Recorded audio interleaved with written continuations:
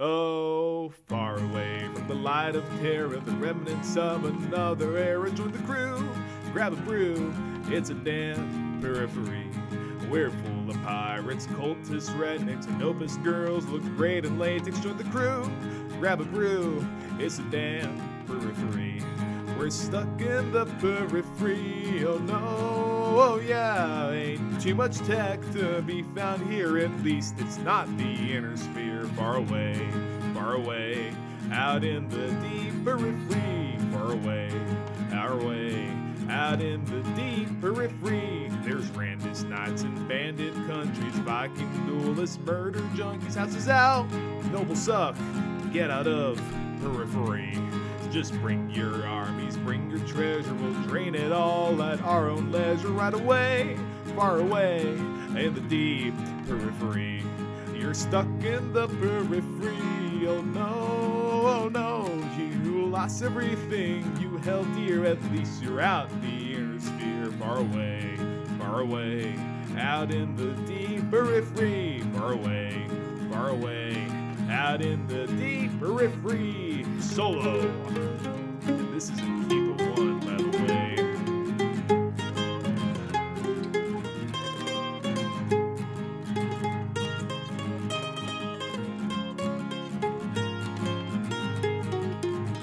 Alright, back to the chorus one more time. You're stuck in the periphery, oh no, you lost everything you held dear, at least you're out the inner sphere. Far away, out in the deep periphery. Far away, out in the deep periphery. Yeah, now get the fuck out.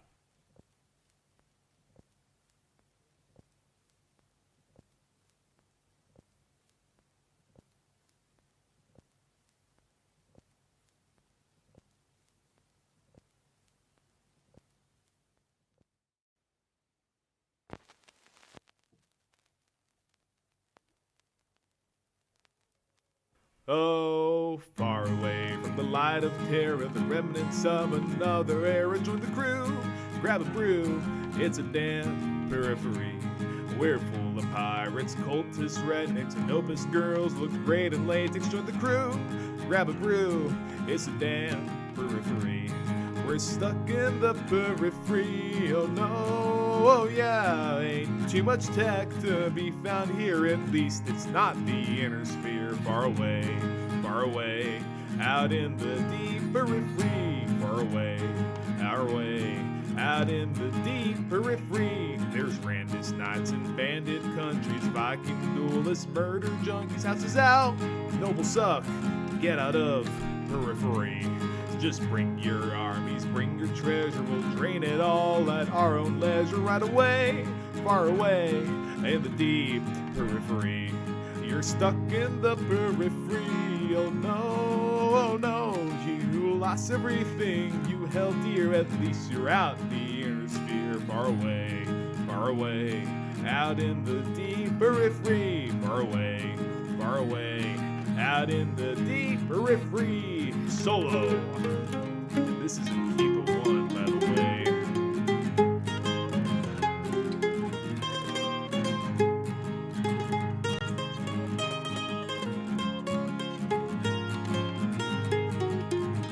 Alright, back to the chorus one more time.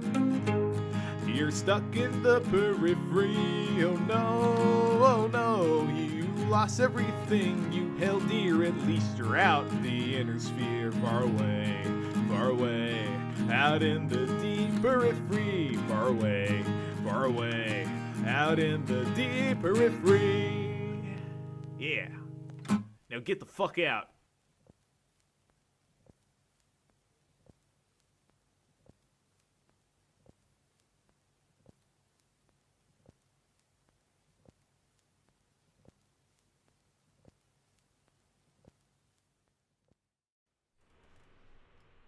Oh, is it working?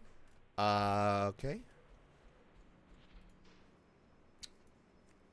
Hello, everybody. How's it going? It's Puzzle Pulsar. I am here doing the stuff. And today we are taking Buckaroo Banzai out to a place. What was it? What place? Oh yeah, we're taking it out to the community goal. I did make a message on the aux that if anyone wants to join me, they're more than welcome to. So you guys have like 15 minutes to get onto, or to send me a friend invite, and hop on to Buckaroo Bonsai. Because I'm gonna do this in my private group, because I don't want to get, hit by sweaty tryhards in a freaking pirate ship that are just like, "Rawr, give me everything you got," or like the people who are just like, "Rawr, I like to club seals, and I hate people, so I shoot them in the face." Am I on the right chat? I am not on the right. Okay, where is the WVPL doc? There it is. Now I can see chat. Oh, new model. Oh, yeah, I haven't shown off this new model on the WVPL. Have I? Okay. Yeah, it has been a little bit. I have been a bit busy. Yes. This is, in fact, yeah, a new updated model that my mama made. And, yeah, it's really freaking good. It's a lot more expressive than my old model. And has some awesome features. Like flopping my ear, doing this stuff. Well, I mean, this isn't like new or anything, but like the ear flopping is, and the design is kind of a bit different as well. So there's that going on. It also has some new toggles. The mustache is still terrifying. Why do you think the mustache is terrifying? I like the mustache. Boom. However, I am still lurking as I am working on transferring my proxy decks to Tabletop Simulator. Oh, okay, nice. Thank you for the lurk, Digiman. The anti-digs. And let's get this started. What was I going to do? I was going to do a thing, but I can't remember what it was. Bunham PI. Yes, exactly. That is a prawn stash. Yes, thank you.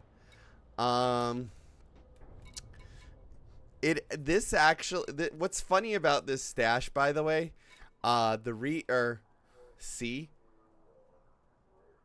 yeah, so what do you guys, are we doing mustache or no mustache? What do you guys think?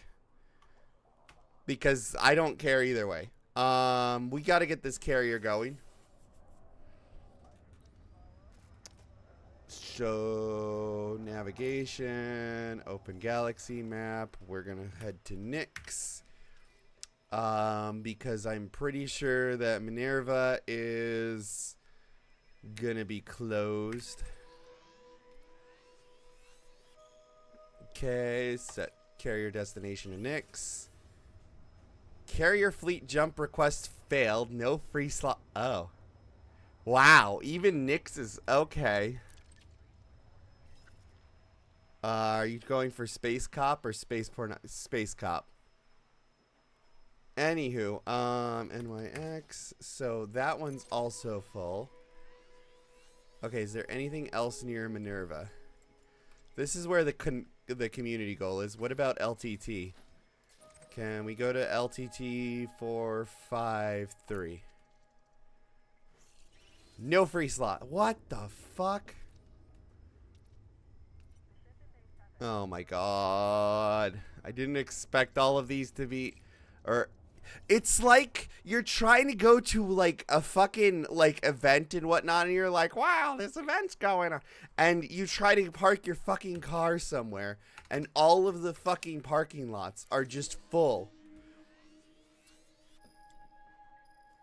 Okay, 13 SETI. What about 9 SETI? No free slots. What the fuck? Oh, this is gonna be annoying. I hate that their UI is almost as bad as MechWarrior Online's UI.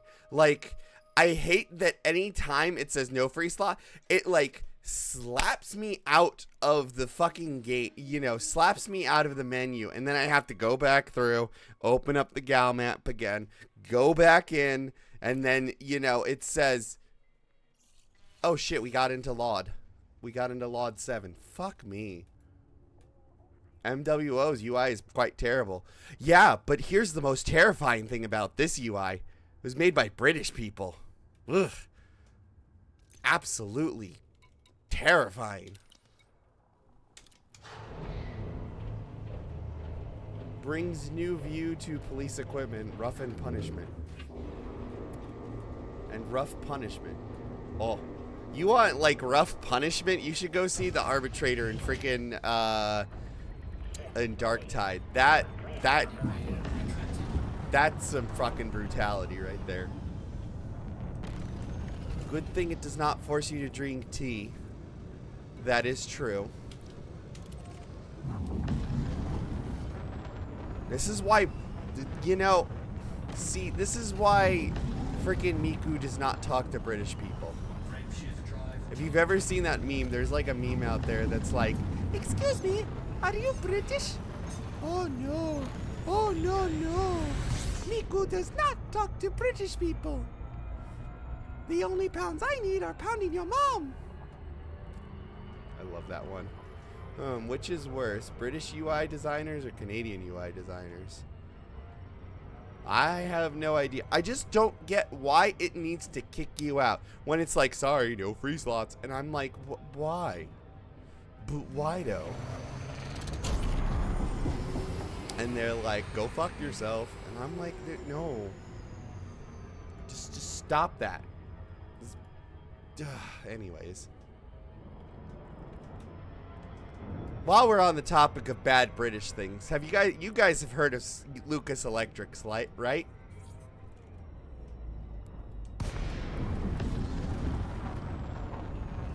One does not motor around a dock. You've never heard of the Prince of Dark? Exactly. So, the makers of the Prince of Darkness systems? Yes, exactly. Yeah, for those who haven't heard, Lucas Electrics is a company out of the UK, and they made a lot of like wiring harnesses for things and electric components for like automobiles and stuff. And they were these components were very well known for being absolute dog shit. Because of the cooldown that occurred, it's still so stupid. It shouldn't kick me out of the Gal map. You may now proceed to landing pad 08. It's just absolute dog shit design. But yeah, basically, Lucas Electrics is known for making bad electrical systems and stuff. And I can't remember when this was, but the company owner literally told some the head of Jaguar, "Oh my darling, one does not motor after dark," or some shit like that. They're not just bad, they're cursed. Yeah, exactly, they would fail all the time.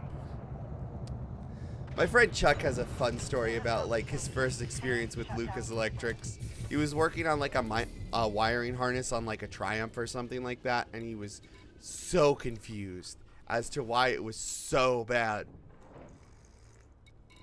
And then his friend told him, "Oh yeah, it's because it's Lucas Electrics." And he was like, "What? Well, fuck these guys." Alright, we're gonna need to get 144 tritium and deposit that shit back to the carrier. And I need to set up Spotify. Okay, launch. I am 99% sure whatever system they are using for carrier plotting would DDoS the server.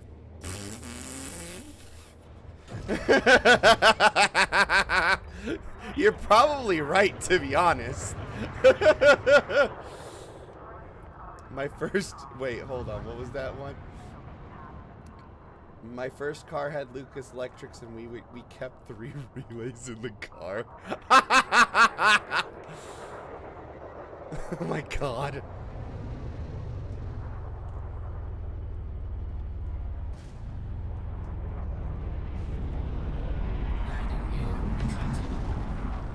Whee! Okay. That would actually be funny if like FDev admitted that and is like, yeah, it would cause a server or it would cause the server to ping, or it would cause it to ping the server too many times. One of these days, I need to drag my father Triumph out of the bar and spend the next decade fixing the Lucas harness. Good luck with that. That's like me trying to clean my room. Lamau. Eventually, I'll get around to it.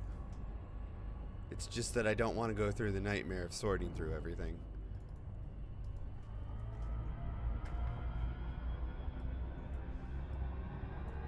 There we go.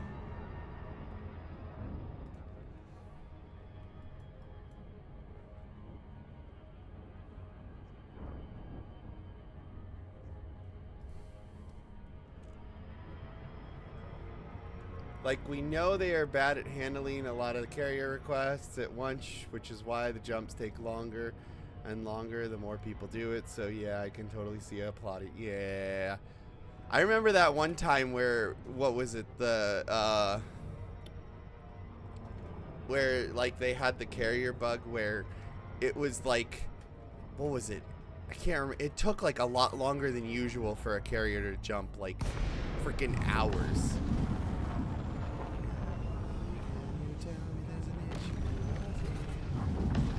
I do like, hot take, I do kind of like the carrier queue system because it kind of tells us, yeah, it was 90 minutes. Wow. I do like it because it does give people time to go back to, like, get back to the carriers. Oh God, what did you do?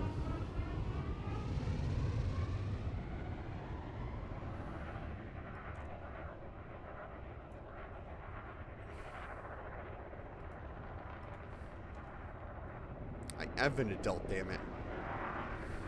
Look, shirking off the adult responsibilities like cleaning your room is the natural thing. Okay, let's be quite honest.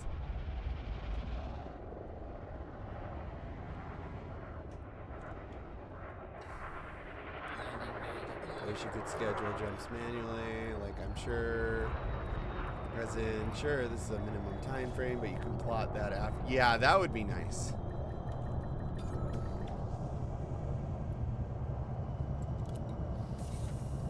That would make exploration so much easier. Like getting out of the bubble really quickly.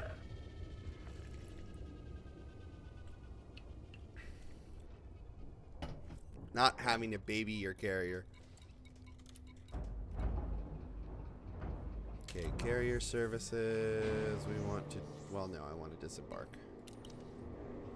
Oh.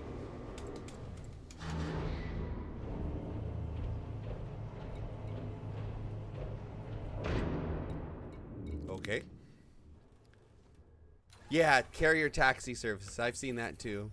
Like, there was one I used before I had a carrier where they went to or it would go back and forth between here and Colonia, which was kind of cool.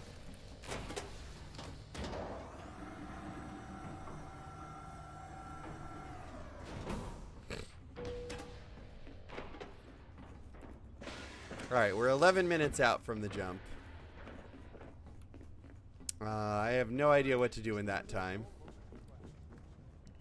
Oh wait, did I donate the tritium? No, I didn't donate the tritium. Hold on. I need to donate tritium first. And I also need to do one other thing.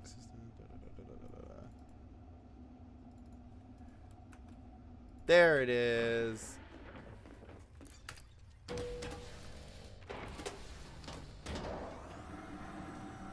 How's everybody been doing today, by the way? Good.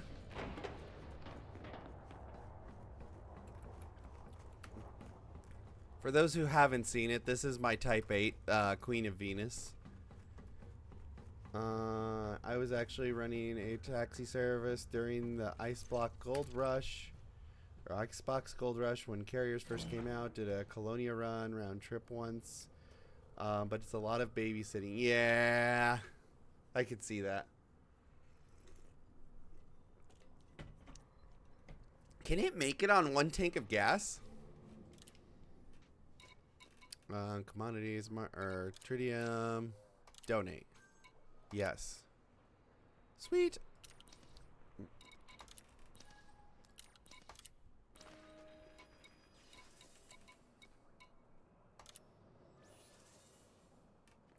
By the way, this is my new Panther Clipper Mark II. I had to name it Bodie McBoatface because I took donations for like people. I was like, hey, I don't have that much money right now, and I totally really want the Panther Clipper. And Freeman basically came out of nowhere and is like, hey, you're gonna name it Bodie McBoatface, and I'm like, ah, fuck.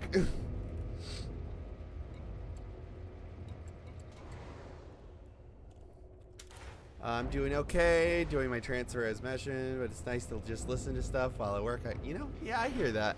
I do that too. I'll just like pop on like a YouTube video or whatnot. Same goes for like when I'm in the car on long road trips. Sometimes I'd like to listen to music. Other times I'm like, hell yeah. Oh, Sol to Colonia requires 4,791 tons of tritium. Oh, I see. Okay. Huh. Damn.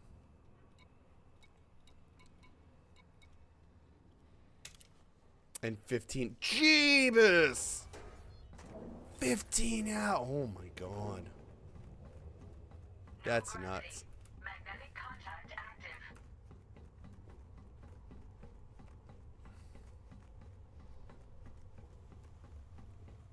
I can probably do that like on my own, like, or in less time, you know, just jumping in a normal 45 jumps in 20 and a 20-minute jump plus cooldown. Yeah, okay. Oh my gosh. But yeah, like what's funny is I could probably do that faster in just like a Mandalay.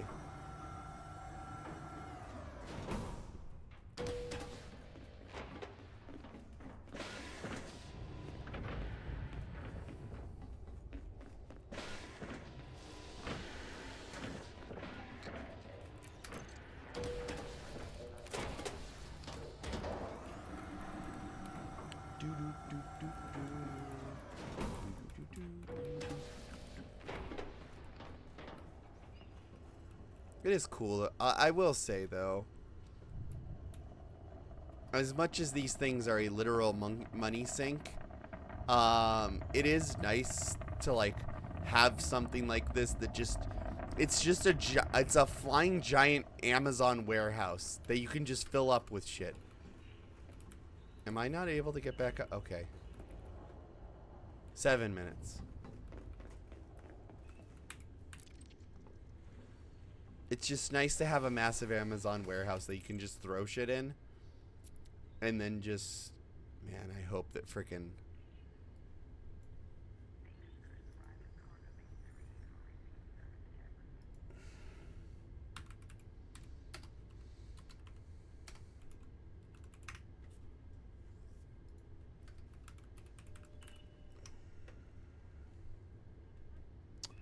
I forgot what I was going to say now. Crap. 4,791 tons, by the way, based on 14K carrier load. Oh, okay.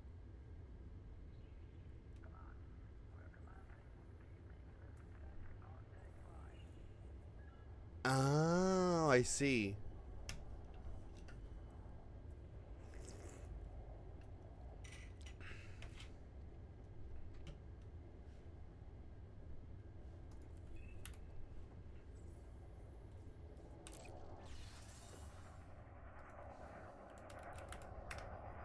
Okay, Lot 7 is where we're going.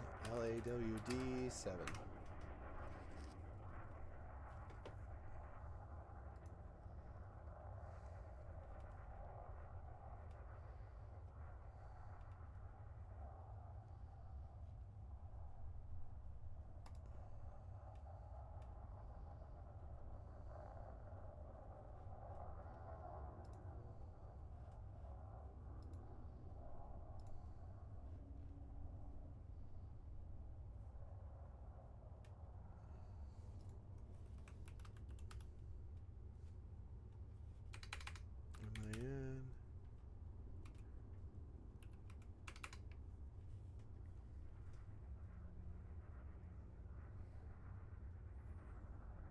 Okay, cool. Minerva is 10.24 light years from where my carrier is going to be. So we'll have just enough jump range for my ship. Or for the Mark II.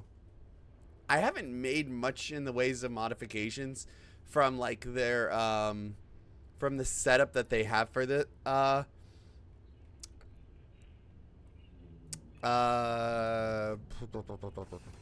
from the Panther Clipper Mark II. By the way, I love the ship.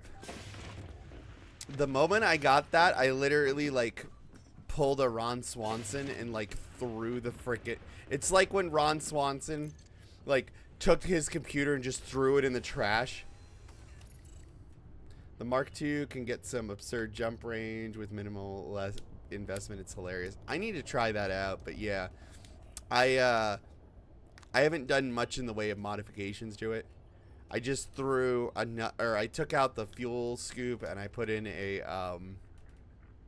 another cargo rack. What? 1200 cargo, 32 laden, 4600. Oh my god, that's crazy.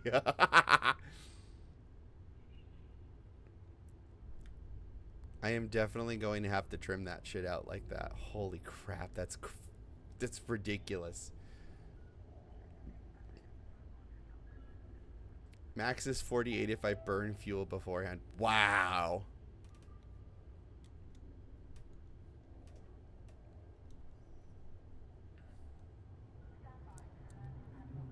Alright, carrier services have been suspended. We're 3 minutes out. Granted, that uses the pre-engineered SEO FSD I had lying around. Oh, yeah. Carrier has entered pre-flight lockdown. Yeah, I need to get the pre-engineered one. Suspended. At some point I will eventually.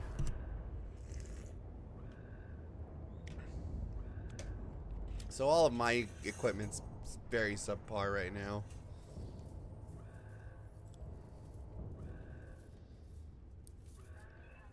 But yeah, I'm overall very impressed with this ship. It is definitely a game changer for Landing pads retracted. oh, what is it? Bays secured. It's definitely a game changer for colonization. It means I need to make less jumps. That makes it so much better.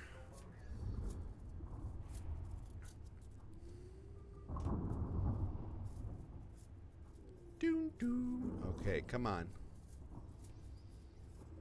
Someone remind me, by the way, when I get there, I need to sign up for the goal. Because I know I'm going to forget if I don't.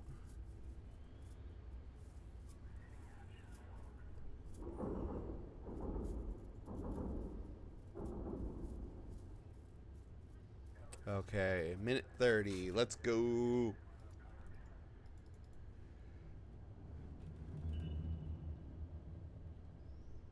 Oh, I don't know what else to say though. I do find it really cool that like these most recent updates have kind of like brought me back into the game. Also, apparently we have another new ship coming soon. I'm not sure exactly what it is. I know I saw the sneak peek. A friend of mine showed me it last night. With what I put in is a tad too hot. So I had to engineer the power plant not to cook. Oh.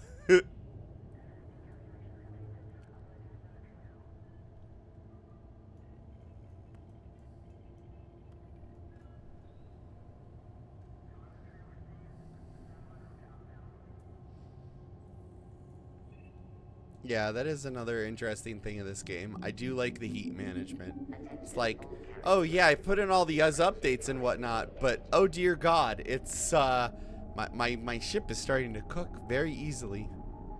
So it's either you put in like, or you do what you said and like engineer the power plant, or you put in a bunch of heat sinks. 5, 4, But yeah, utter insanity. I have weapons installed just for shits and giggles for NCC pirates, and it didn't do a dent in the jump range. Wow.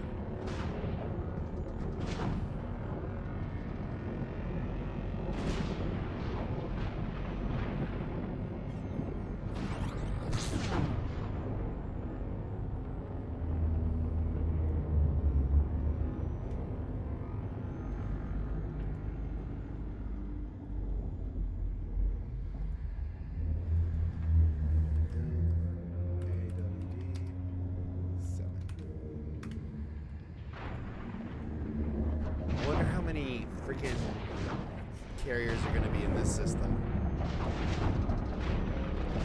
Exiting the hyperspace portal.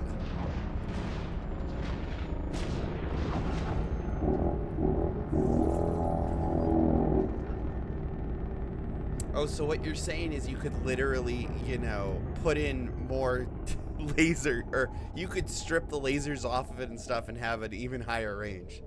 That's crazy. Telemetry checks in progress.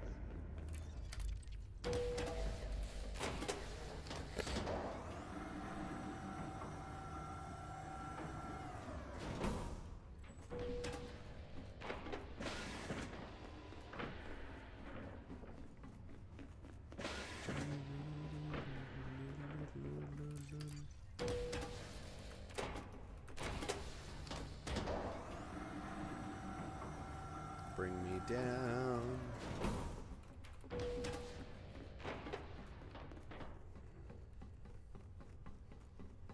God, it's so big.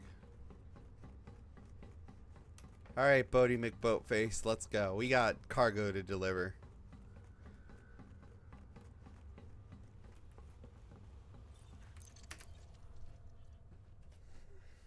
Love how Zorgan Peterson went from like lecturing mercenary ships to a freaking, you know, speedy boy, all the way to like the Mandalay, really good at exploration, and then just like, oh hey, it's the Panther Clipper Mark II, just the fucking a ship that has just a massive amount of cargo bays.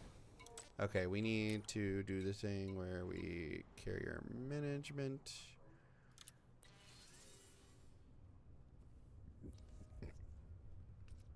Livery settings. Actually, I want to set it to Squadron and Friends for right now, so people don't just siphon shit from my decks.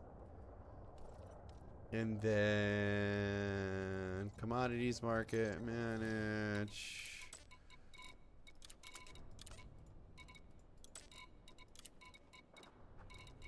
What? No, not out of stock, in stock. Okay.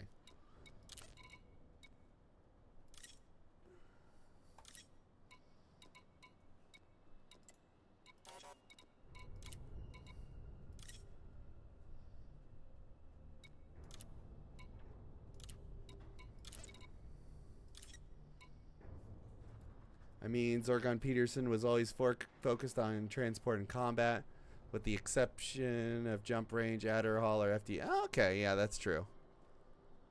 Mandalay was an exception, and the PC fits right in just breaking the mold by size. Yeah.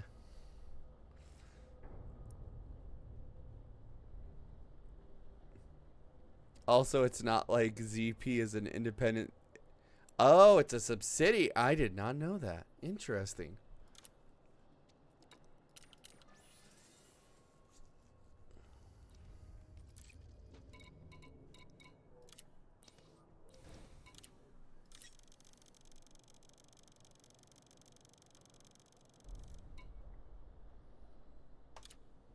Cargo hold at maximum capacity. Okay. Launch. Oop, thank you for the water break.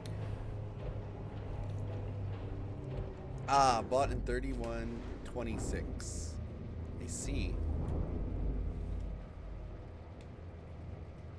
Well, they definitely made a competitor to the Type 9, and a really good one at that. Move clear of the landing pad. Okay, gal map.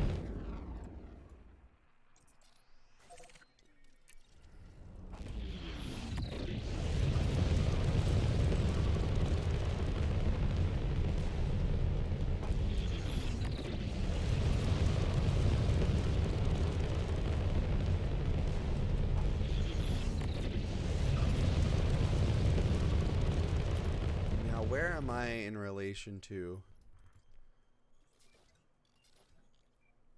Okay, that's not bad. Was this a binary? Oh, okay. That's not bad.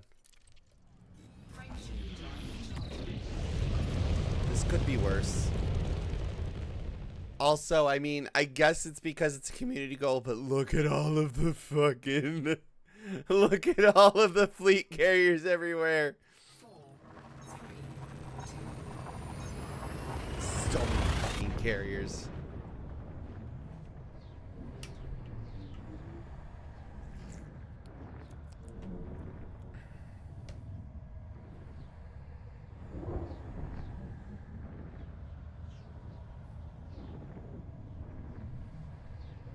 All right, so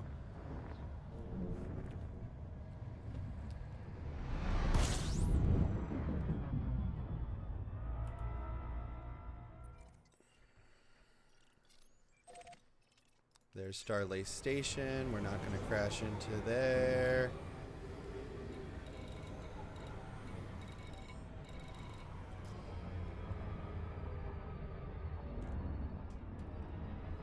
There's very fun lore implications that Zargon managed to make the Panther Clipper before Lakon had a competitor already because Lakon had financial trouble, almost bought by Core Dynamics, and is now owned by the Alliance. So, kind of a hard time to develop non-defense contract ships. Yeah.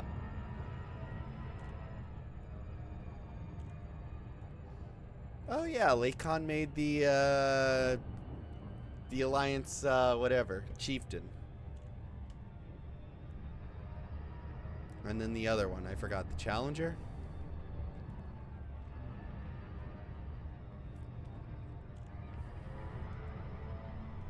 Which are very unique ships as far as combat goes, because, like, I feel like usually a lot of the combat ships, they don't have, like, the big, well, I mean, unless you're Gudamaya, but they don't have, like, a giant, big, you know, cockpit like that. Also the Type 9, or the Type 10, also a defense contract ship, somehow. What? I mean, I guess it's a if you're defending your cargo, I guess.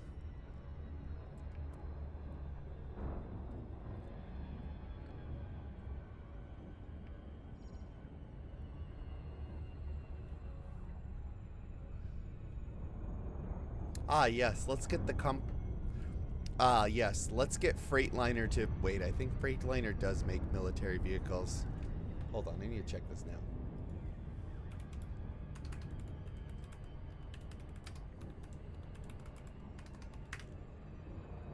Oh yeah, Freightliner does make military vehicles. Okay, never mind, I rest my case.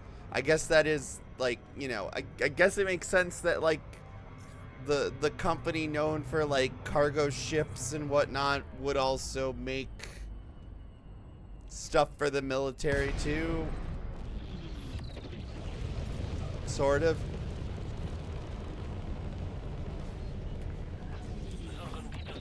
I mean, just look at Mac Defense. The T-10 was developed on contract by the Alliance as an anti-Thar... Oh! It was supposed to be an anti-Thargoid ship? What? Logistics haulers and prime movers. Yeah, exactly. Okay, that's like Freightliner making an Abrams. It's like telling Freightliner, yeah, make an Abrams for us, please. And they go, what? Okay, I guess. That's funny, though.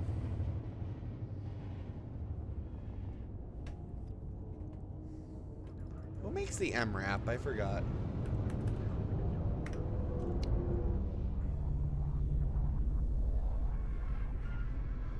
Or like...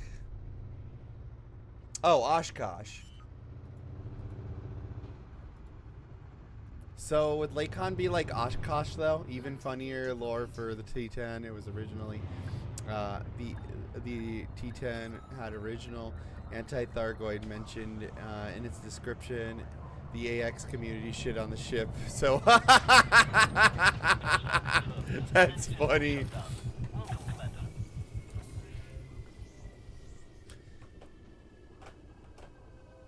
I mean, I had an Alliance Chieftain that I used for, like, very simple AX shit. More or less for, like, group AX, where I can just, like, shoot it, like, a little bit, and, like, the Thargoid go, meh.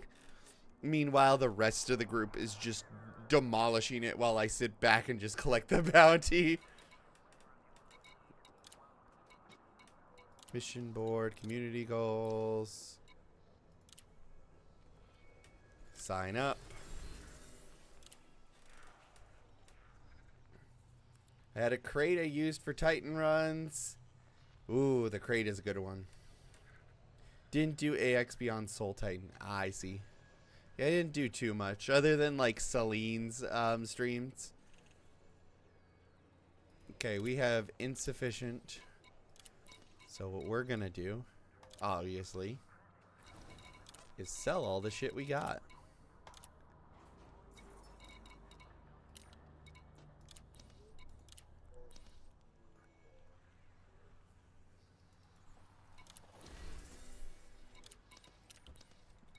Alright, auto launch.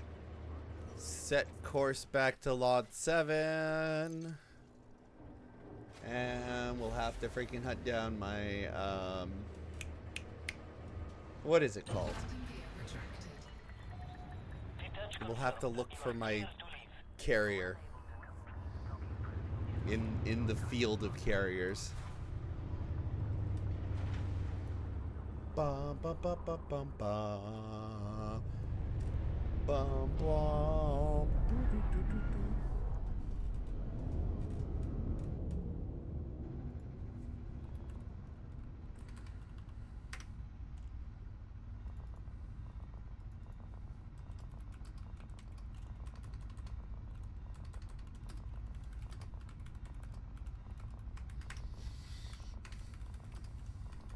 I like to try to keep my character mostly, or my commander mostly in character, unless I'm playing with other people and helping them do stuff. And my character isn't adverse to combat, but he isn't going to go out his way if he isn't defending the Federation interest against the Empire. But while Soul gets invaded, it changes a lot of that. Yeah.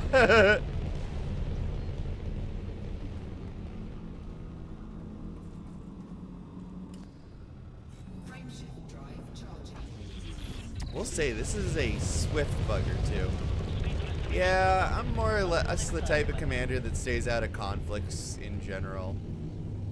I mean, I colonized basically a small little, you know, I don't want to say a hole, or not really a hole in the ground, but basically it was just like, I want to get away from everything. The Empire, the Federation. And then I made my colony, and I'm like, yay, colony set. Oh, hey, it looks like the Empire's here. Shit, wait a minute. Oh. Wait a fuck. I know this I know this dwarf star. Are we? Nah. Oh. Oh, we are pretty close to Shinrada. Did not think that we were that close to Shinrada. Huh. Go figure. Alright, where's my stupid thing?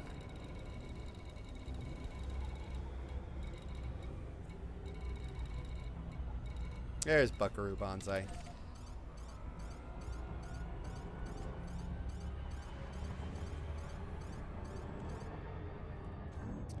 I'm usually for whatever faction will pay me the best. At one point that was the Empire, and then I kind of pissed off and did my own things.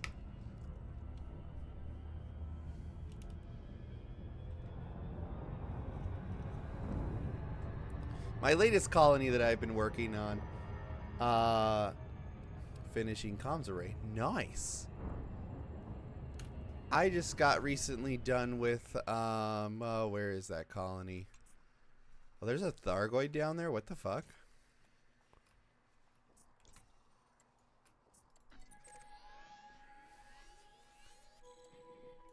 Yeah, I recently finished this one.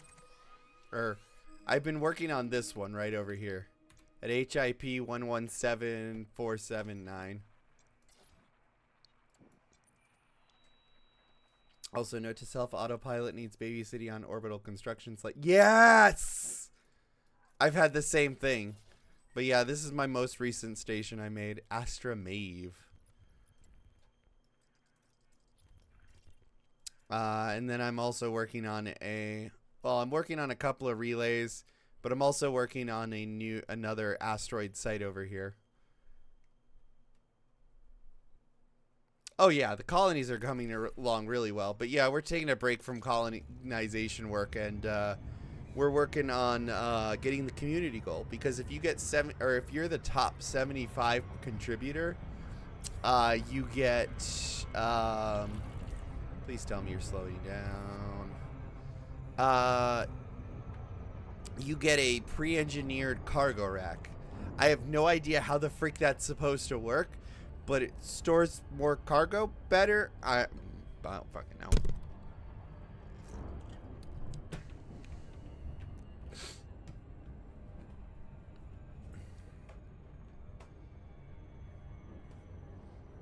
We fold space-time on top of itself, and that is how we are allowed to, yeah, oh, you get 5/6 for that, and a second set for 75. Oh, yeah. Okay. It accesses hammer space. Yeah, basically, it's like a space-time fold thing. It uses a bag of holding.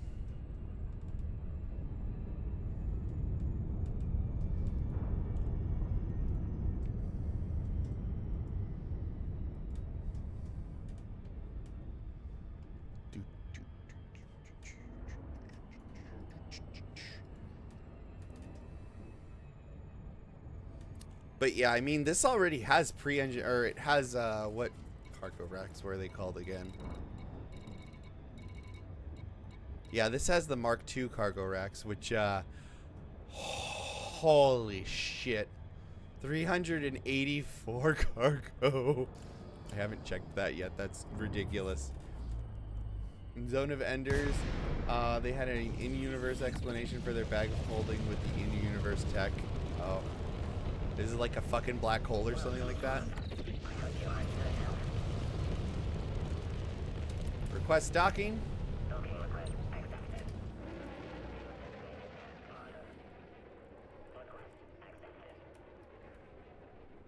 The only thing I don't like about this ship, I mean, it looks amazing in flight, but the moment it, like, lands, it's just like, hello, I am Frog. 1 unit equals 1 ton system always leads to a funny realization, like, how exactly does 1 ton... Exactly. They stuff them in really tight. Probably. It's magic space tons. For a lot of the BPL would know this. Like with BattleTech, you have these 100-ton mechs that are stupidly tall, like the Atlas, and you're like, how is this thing so light compared to how big it is? And it's just like, I don't know.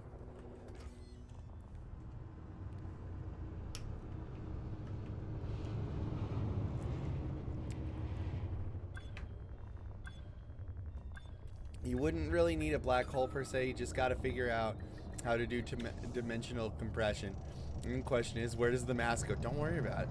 But yeah, my explanation is that 1 ton rule is because they cheap out on the actual shelf components. And it would break with more than 1 ton, so they, yeah, I think that's also what it is. I mean, elite ships are worse than battle mechs, like the larger ships are freaking cotton candy wrappers and hopes and dreams. Yeah. Boo. Yeah, in Battletech, you've got ferrofibrous armor. Alright. Let's collect the rest of this shit. And get the rest of this. Cargo hold at maximum capacity.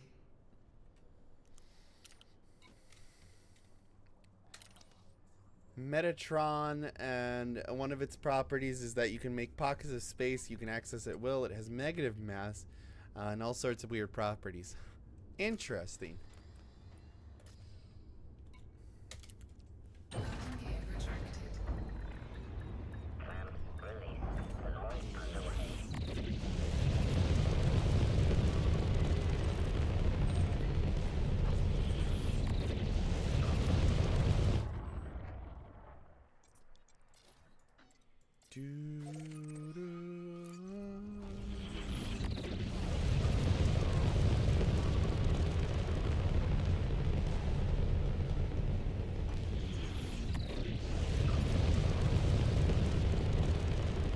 It's so weird. This ship feels... Is this ship more maneuverable than the Type 9? Because it feels like it. For context, the Anaconda has less density than Styrofoam. That's funny. Frameshift drive charging. Thank you for the water break. It's built like a steakhouse, but it handles like a bistro. It does. It's amazing.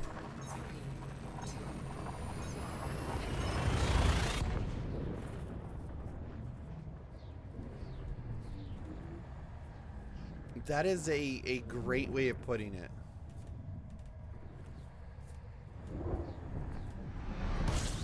I'm like, I think the lore reason for why it's so maneuverable is because the engines are on like the outside and not like all on the back of it.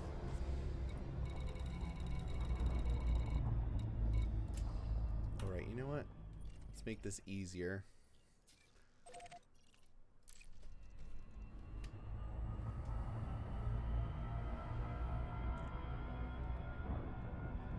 Oh.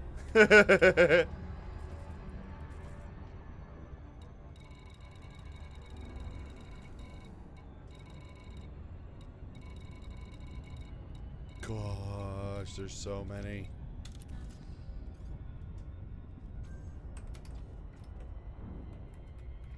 I love this door on the back too.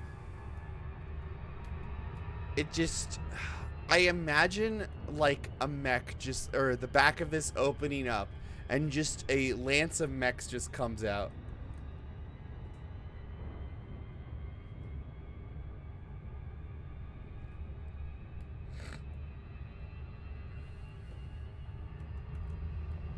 Like, I could imagine this is like your mech bay back here. And then like the forward component is like where all of your storage would be. Because it's got that design of like the same thing with like the 747 where like the crew compartment is like all up here near the cockpit. But you can store shit underneath as well. And I mean, that's obviously where the fighter bay is as well. You know?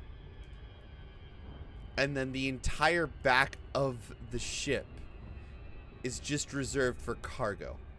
This is all cargo. Jeff Bezos would cream himself with the amount of shit that you can fit in this thing.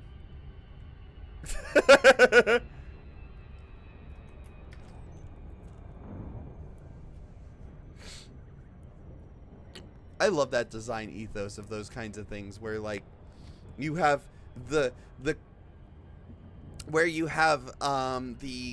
crew compartment above everything else, and then below is it like that 747 kind of design. I love that shit.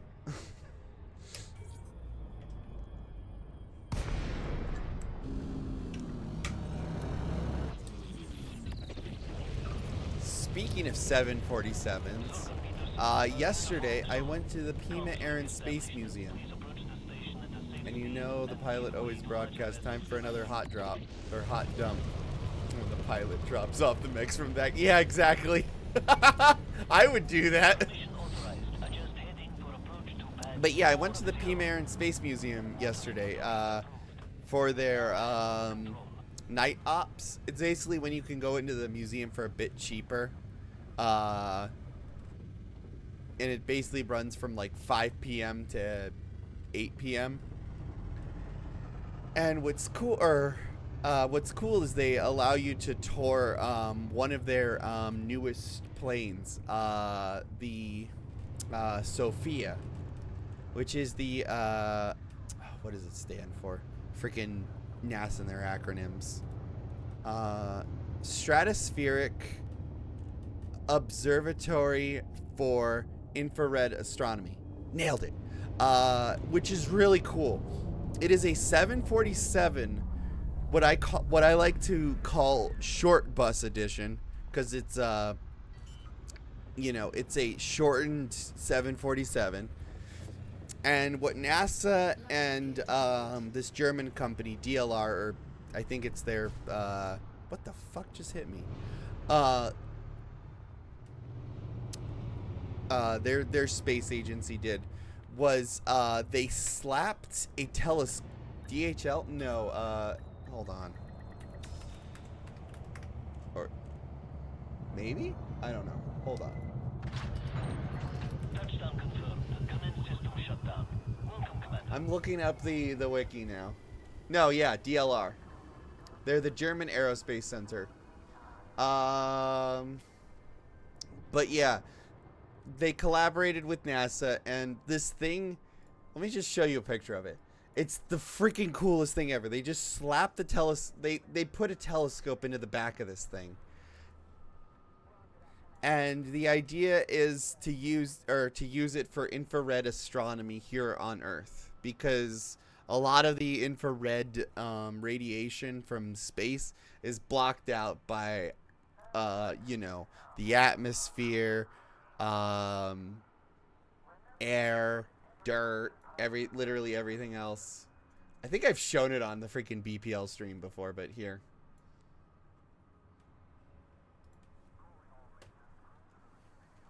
Here's a picture of it with the thing open.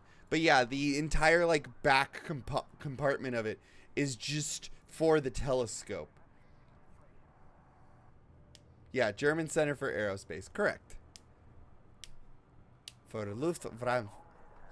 I cannot say German to save my life, so I'm not even going to try to pronounce that. But yeah, this is what it looks like in flight. It recently retired, and they put it, or it's become a museum piece that you could go and go into. Sky Peepin' AC-130 Boeing edition. I got distracted and slammed my Panther. Oh no. I'm sorry, I didn't mean for that to happen to you. Oh jeez. Alright, let's get this. We gotta sell that stuff. Incoming message. Oh, am I now best friends with Starlay Station? Okay. This is why you don't read chat while flying. I do it all the time. It's fine. But yeah. Oh wait, you guys can't see. Shit. I'm sorry. I didn't know you guys couldn't see it. But yeah, that's the thing. What they do is while they're getting up to altitude, they actually cool down the compartment with the lens in it. The photo is still up. Yeah, I know. Hold on. There. And then when they open it, or they do this so that when they open up the telescope to look at the the sky, it doesn't fog up the mirror, because that would suck. But yeah, that is probably by far my favorite one of my favorite planes. My halcyon days are over. To add insult to injury, it respawns. Wait, did you die? Oh no! I am so sorry. I didn't mean to kill you. Holy crap! I can't believe I killed a man. Restrict speed until clear of the station perimeter.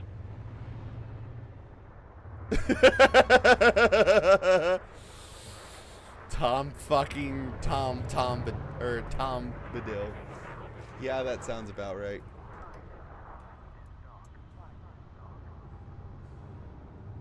I have never heard of this game. Monbazu? Now I'm curious.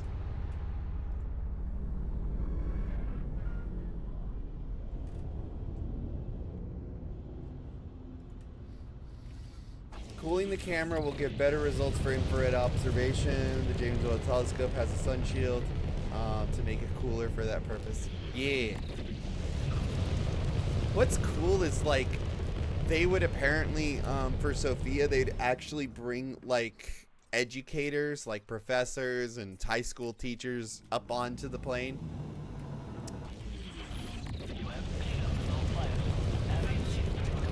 Like the tour guide told us about like one dude that he met that was, or what is it? His teacher was from in Alaska, or he was in Alaska, and his teacher like was able to stream. I think he was actually able to stream from the plane and like, you know, show off what he was doing up there, which is really cool. Don't worry, you will hear from my insurance, I'm sure. Oh, God. Yeah, I'm oh. Oh, no. That's an expensive one, too. Oof.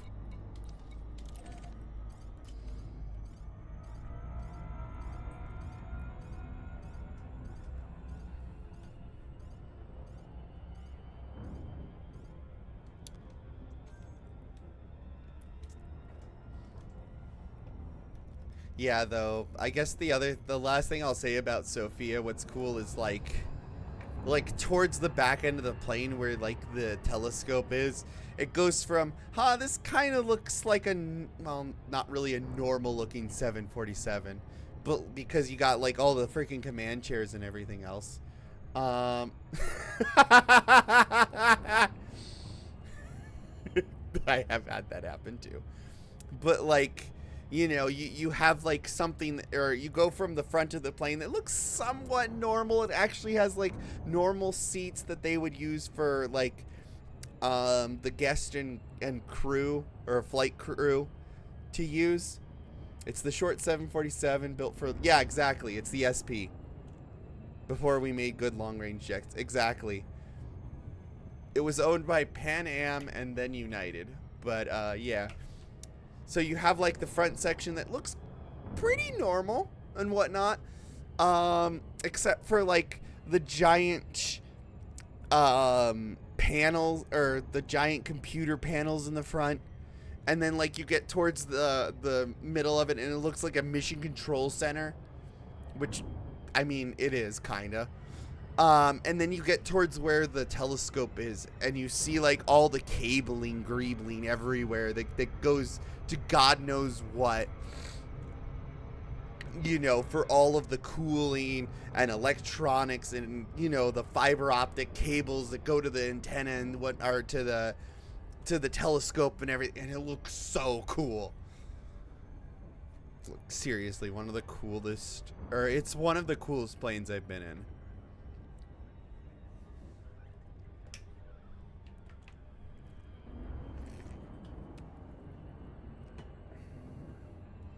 I don't remember, but there's a town without any Wi-Fi, as it would interfere. Not only, yeah, that's radio telemetry, or radio telescope, or radio astronomy. But yeah, I can't remember where that is either. But but the closer you get to the telescope, you can't even use a fucking microwave.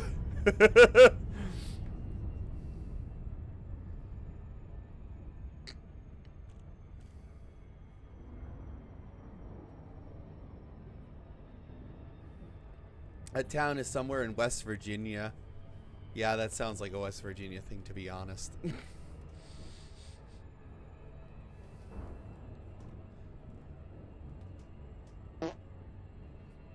Thank you for the follow, Zara. The one I read about was in the Scandinavian area. Yeah, there's a couple of them around the world. Man, talking about astronomy makes me want to play Voices of the Void again. Oh, that game's so good. Also, can we get the BPL message? WBPL. There we go.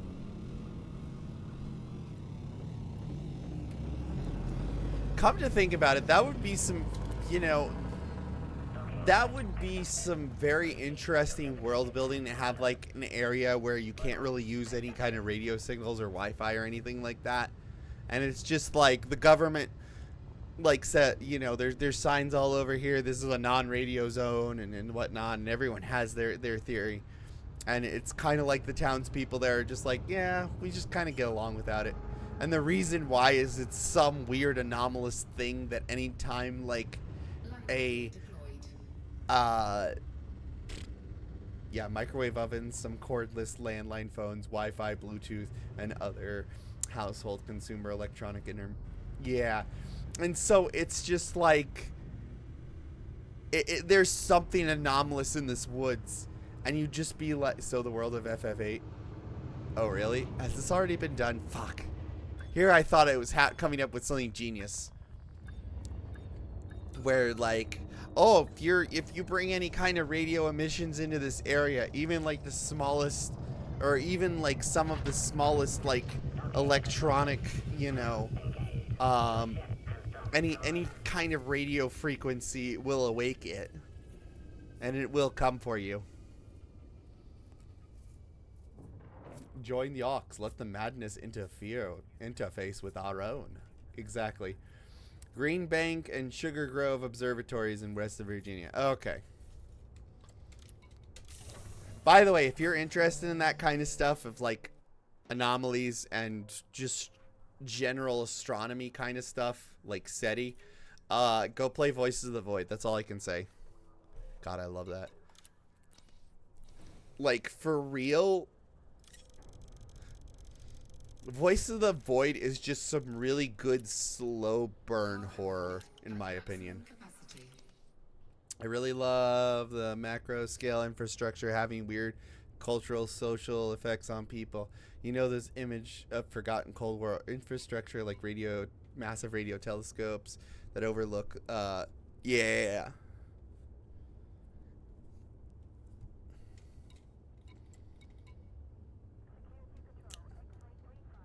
Okay, I did.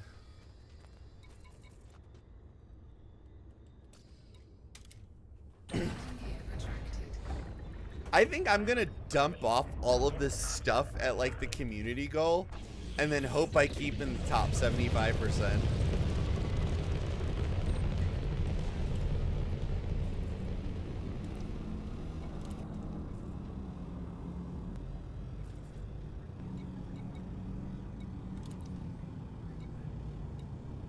Actually, where am I? Oh, I'm in the top 100. Fuck. I don't know if I'm gonna be able, or I might stay in the, or I might make it to the top 75. Don't know yet. I wonder how hard it would be to be in the top 75. I think I just went into Super Cruise. Oh well, we can fix that.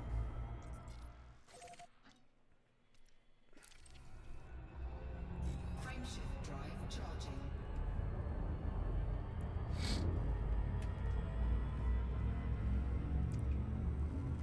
Not gonna lie, crumbling Soviet era infrastructure is such a bop.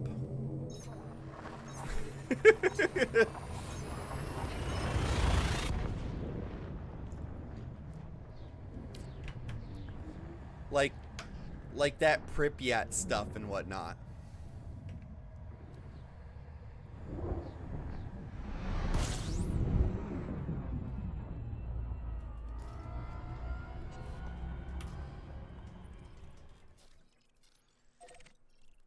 In Russia, there's a meme that all Soviet infrastructure like that is from some mysterious precursor race. It's the Forerunners. That's funny.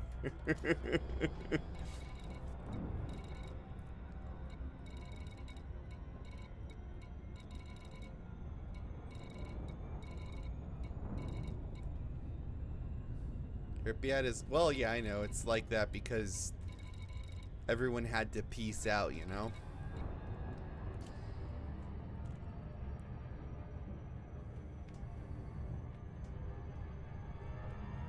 Well, it's not because of the radiation. Well, I mean, the radiation, you know, chased everyone away, but...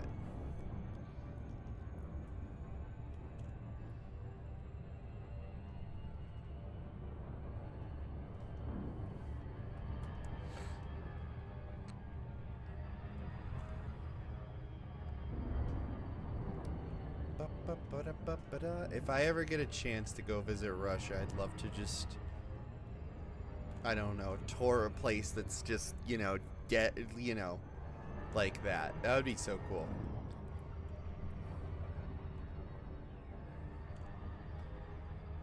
But also going to Russia, especially in this time, is kind of... Yeah, whatever. I'm not going to get into it. I know, Pripyat is in Ukraine. But, like, there's other places in, like, Russia itself. But, yeah, going to Pripyat would be cool, too. I mean, I guess, like, in some of those old, like, former Soviet countries, there's a lot of that, too. And who knows? You might find, you might even find, you know, the random RTG somewhere just out in the out in the forest. Oh God! I swear, anytime like I start talking about like post or Soviet Union shit, I just immediately, my mind immediately goes to like that one time in Georgia where they found where just those random dudes. Who were like either hunting or mushroom farming. I can't remember what they were doing, but they found like an RTG out in the freaking, yeah, in the old Warsaw Pact. Thankfully, quite a bit are NATO now. Really, I wonder why they're all NATO now. Yeah, they were hunting. Okay, and they were like, yes, this metal is surprisingly warm. We should use it. Which, understandable. You have no idea about like radiation or anything like that. You're just a farmer, or you're like, you know, you're low income. You don't understand about that stuff. The RTGs were to keep warm and power. Yeah, exactly. And they were just like, exactly.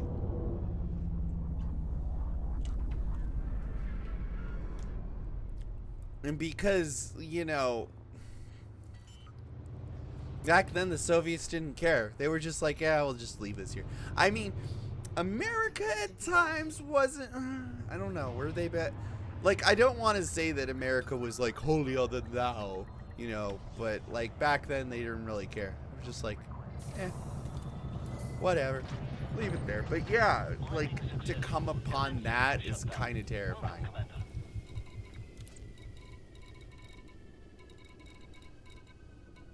Also, how the fuck does something like that fall through the cracks? Any bureaucrats? Like you would think with the pencil pushers in the Soviet Union, you'd be able to keep track of that stuff.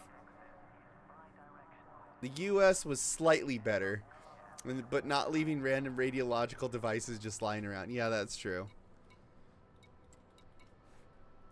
I mean, even these days. Even like back then, like, you know, oh, what was it? I think, don't quote me on this, but if I remember correctly, like in order to launch like a nuclear powered device into orbit, we literally had to like get the approval of the president. I could be wrong about that though. Detach confirmed. Departure. Yeah, only had one nuke to used to power a home for 25 years. The Soviet pencil pushers only got to survive if they didn't mess. That's true. That is the other problem with the whole Soviet system. It's like you always have that feeling that someone's out to get you, you know. And you gotta lie to keep your job, Florida man, dude.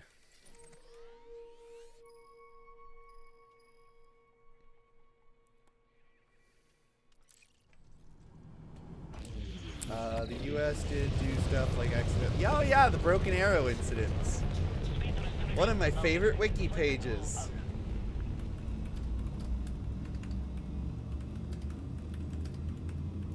Oh, that's another place I went yesterday. That's another place I went yesterday to go visit a Broken Arrow. No, I also went to the Titan II Missile Museum as well. Broken Arrow simulations are always fun. Situations, yeah.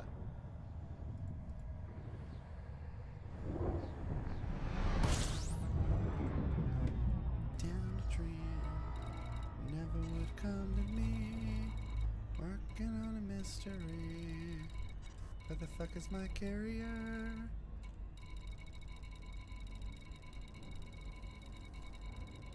Buckaroo Banzai, where the fuck are you? There you are. Panther's Rest. Ooh, what an edgy name. Did you get a souvenir key? No, they're not doing that anymore, unfortunately. But yeah, they used to do, or that was a cool thing. Back in, oh wait, no, I think they sell them. I don't know if they sell them or not anymore. But yeah, it used to be like that, like after the tour guide did the simulation of like the actual launch of the launch, you would be able to get a key. Thank God we didn't have an empty quiver yet. I have not heard that before. What is an empty quiver? Is that where like a fucking nuke goes off?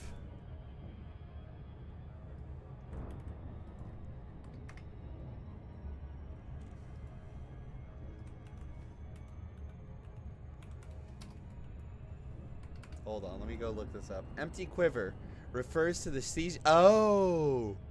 Oh. The theft or seizure of a nuke. Oh. Yeah. Luckily that hasn't happened. But yeah, if you're ever down in like Arizona or like southern Arizona, I highly recommend the Titan II Missile Museum. It's so cool. It's a 45-minute tour. They take you down into like the missile silo and whatnot, and the mission control center, which is actually kind of small, to be honest. I mean, it is a freaking vault. Like, I feel like the missile silo itself is just like, it's the closest thing you'll ever get to like, other than like an actual fallout shelter, like a going into like a vault tech, you know, vault, which is kind of cool. Of a functional nuclear weapon specifically. Yeah. Considering that, like, if you're a civilian and you looked at like a freaking nuke funny, you'd probably be shot in like a millisecond. There's also a faded giant. This is nuclear reactors or non-nuclear weapon grade radiological incidents. Oh.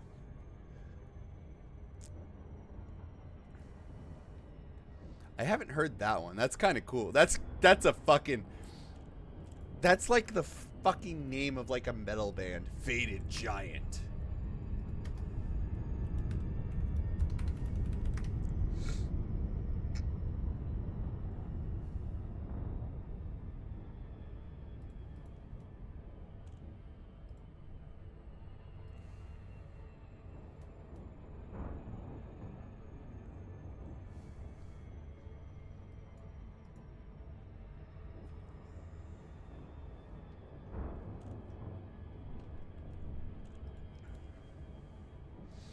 Oh yeah, that's another cool thing they go over is the they actually have an exhibit there at the Titan Missile Museum about the Damascus Titan missile explosion, which if you don't know about this, essentially what had happened was a Titan missile was in the silo, and they were doing maintenance on it, and an 8-pound socket dropped from where the dude was working on it and hit the fuel tank and ruptured it.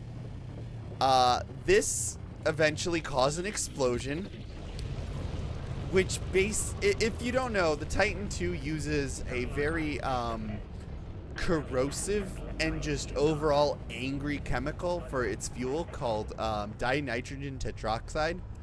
And this stuff will literally melt your flesh off of your skin or off of your body. It's nasty.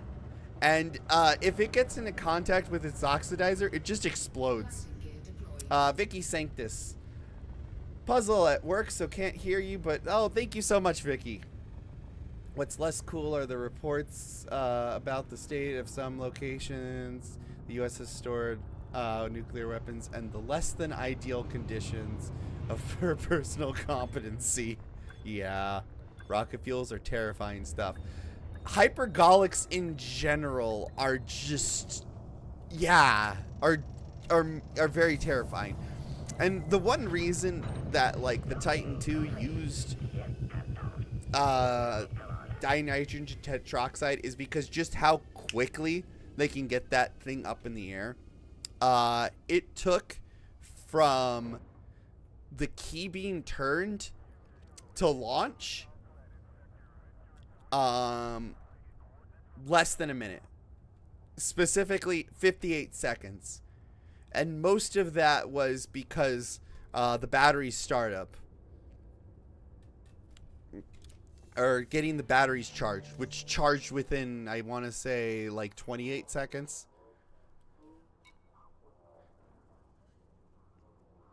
It's ridiculously fast because you don't have, like, when your adversary is launching a nuke at you, you don't have time to like be like, I don't, wait for the rocket to freaking get out or to start fueling, and you're dealing with,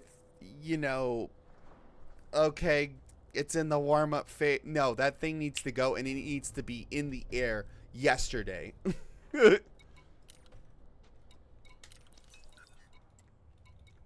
But yeah, in the Damascus Titan missile explosion, how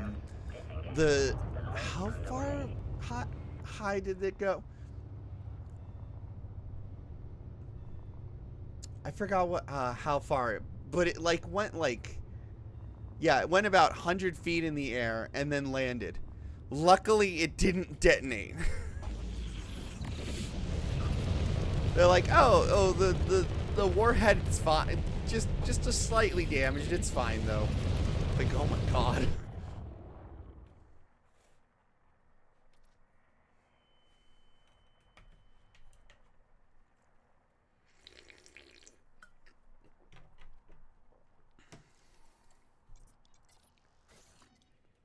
Oh yeah, and one thing they do also tell you.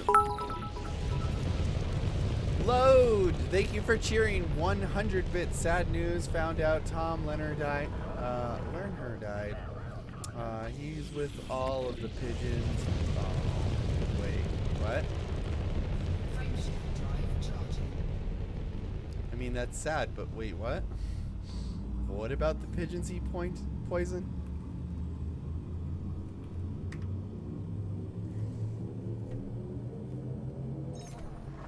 Oh. Died at 97. Holy crap.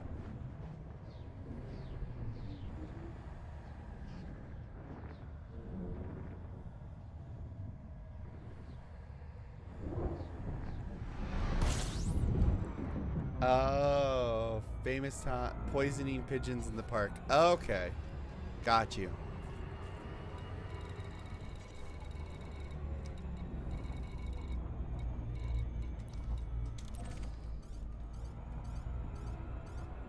Hello, Variant. Man, I feel like within the past week, we've lost a lot of people. He worked for the NSA in Los Alamos in the 50s and 60s. Oh. Interesting. That's the one people remember because it was Dr. Demento's favorite. Aw.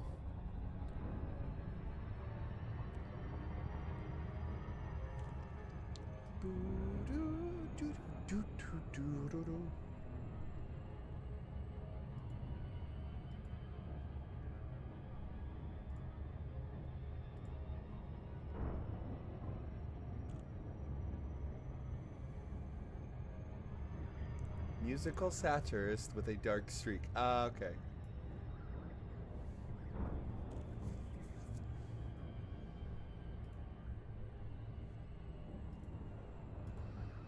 But yeah, I feel like in this past week we've lost a lot of, you know, we lost Hulk Hogan, Ozzy Osbourne.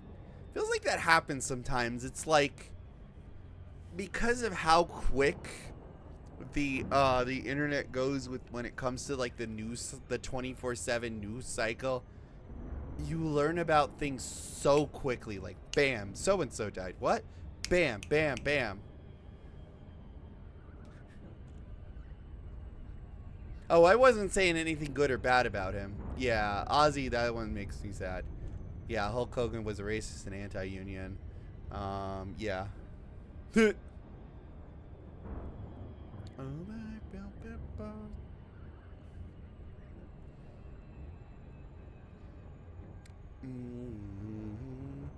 Also, this, like, it's just like, it feels like sometimes just bad news just comes so quickly these days. Can we keep things nice and calm?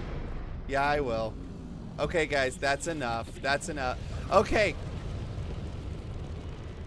So, like talking about nuclear deterrence theory and warheads. Ah, yes. Okay. Anywho, let me get back onto a different topic here. Let's fight negative with negative here. Gosh. Well, no, positive. I'll give something positive that came from a negative. So, who here yeah, Diggy knows exactly what I'm talking about, the V Shoujo debacle.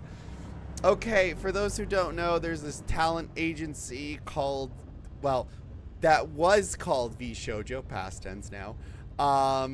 And one of their talents, Iron Mouse, one of their biggest talents, I should say, came out and basically said, hey, I haven't been paid in a while by these guys.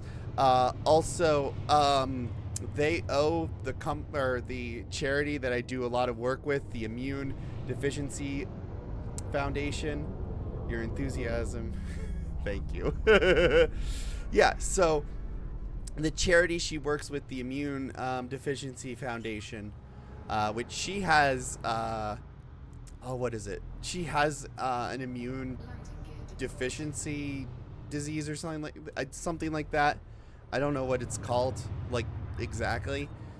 But like I said, she she's not able to get out as much, or she's not really able to, get out, and VTubing's like her way of talking to people and interacting. And yeah, V Shoujo was holding out 500,000, and that was basically the dam break. Yes, thank you. CVID, common variable immune deficiency. So, oh, there's a doggo. A doggo just entered my house. Sorry, I just heard him, and then my ADHD went dog. So yeah.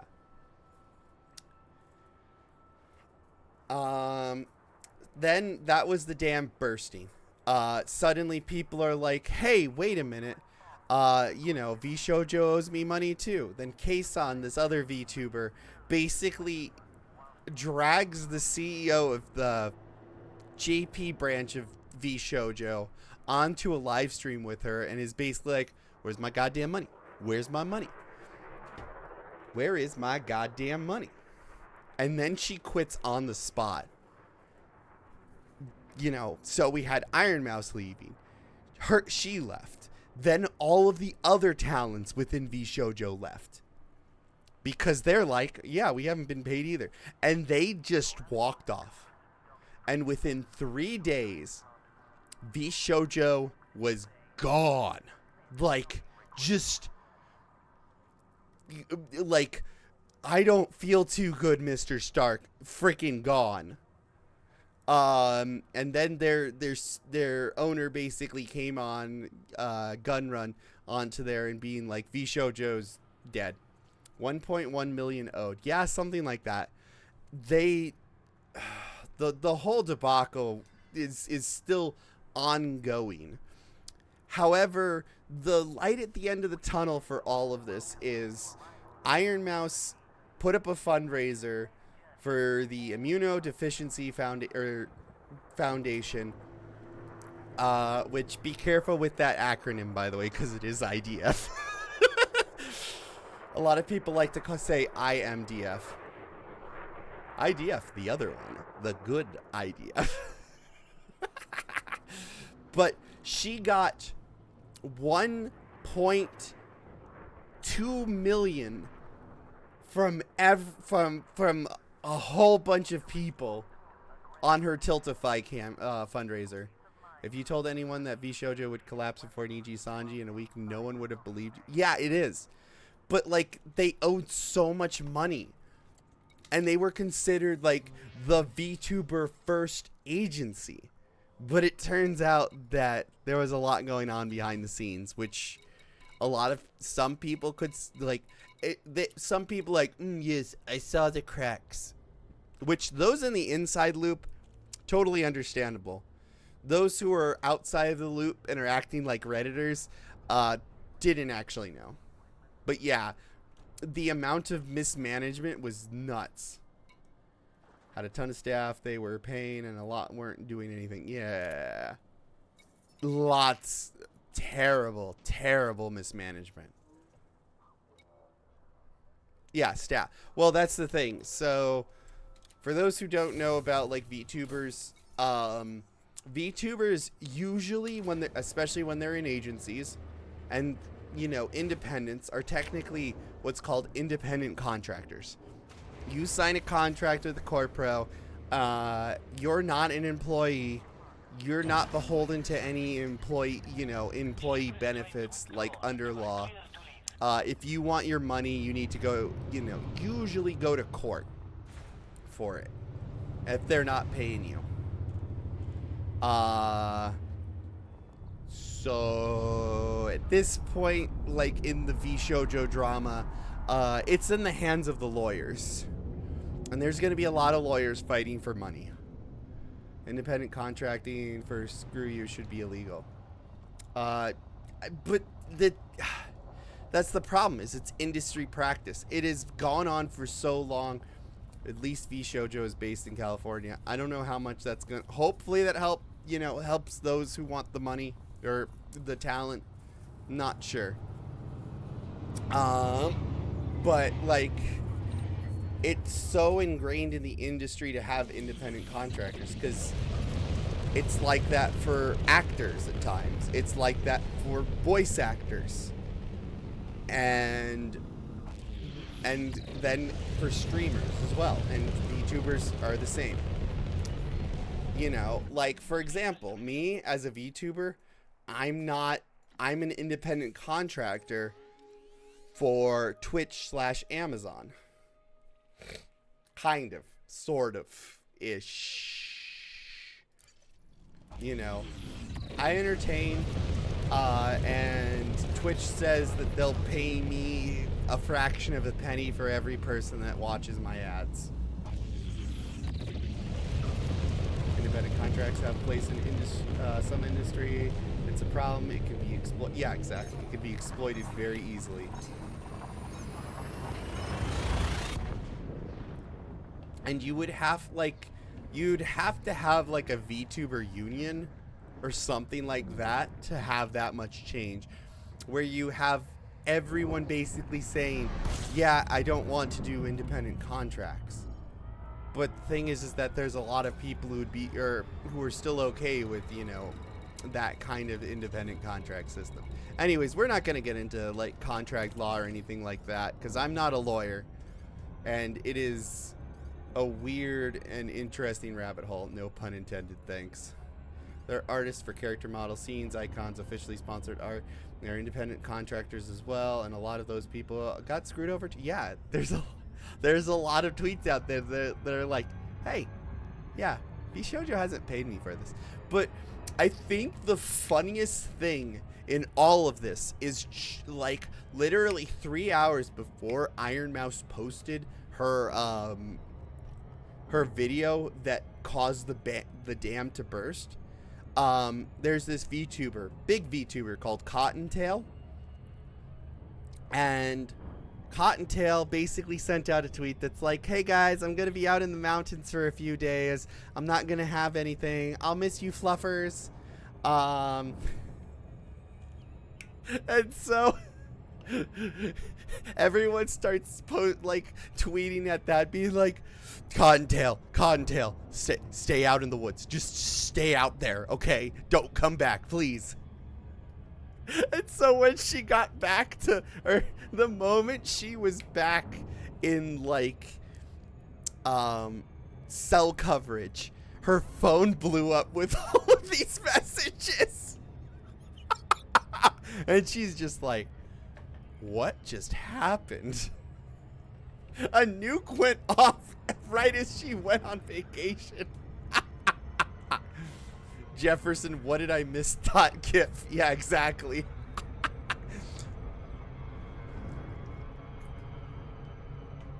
So, like, her return stream, she was just laughing with her community. She missed the bomb by, yeah, exactly. She missed the bomb by a matter of hours. Leave for 1 day. 1 day, chat, and V Shoujo explodes? Or implodes? Yes. They imploded harder and faster than the freaking Titan submersible.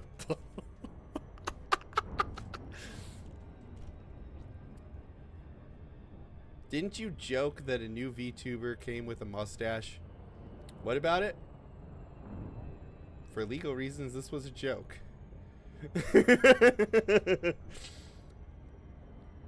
I don't like this. I hate the planetary construct. Oh, are you having the problem? Beard? What do you mean beard? I don't have an exclamation point beard.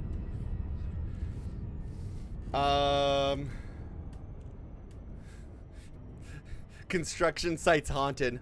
What? Construction sites haunted. Oh no! God. There are times where I get just so tired of those construction sites that I literally just turn off the auto docker. God, I hate them. Because the auto docker, I feel like it was never, or the pathing for it was never set up for the planetary construction site. So it's just using the same way that it normally would for docking. As in go high and then try to aim for it. Oh, I see. Oh, jeez. It wasn't auto docker. It was, let's try to have some fun. Why am I 200 meters above the ground? Oh, I see. Yeah, I've had those too. Ratcheting impact wrench. Sites haunted.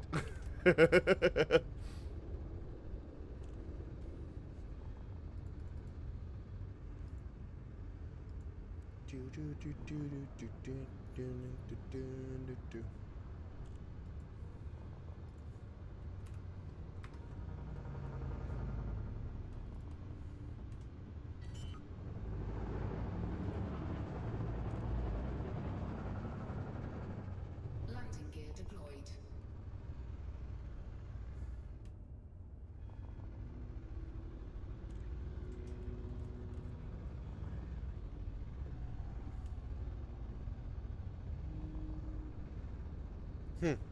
Okay.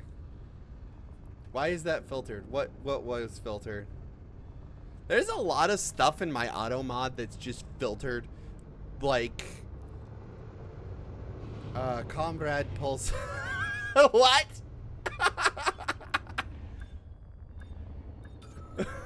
There's so much dumb shit in the auto mod.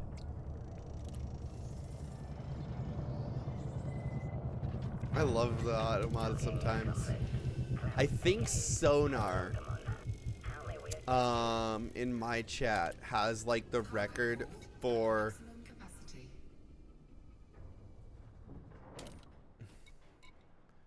has the record for like amount of times caught by the auto mod saying things like this, like C-U-C-K. I don't know if that's bad to say on Twitch or not. I feel like it isn't. Or like whore. What was that? Oh gosh. Meanwhile, messages. Oh gosh. Let me go find that one message my friend got on her freaking thing. Meanwhile, other crazy messages are like not filtered. Where was it? Scan detected. Like, it's so bad I don't even know if I can say it on fucking stream. Oh yeah, no, I can't say it on stream. Dear God. Thank you. I just turned it on. Twitch is weird. Yeah. It's so like inappropriate. I don't even want to say it. Dear God. And my friend like is celebrating it in this tweet. She's just like, I got my first weird chat. I made it as a VTuber.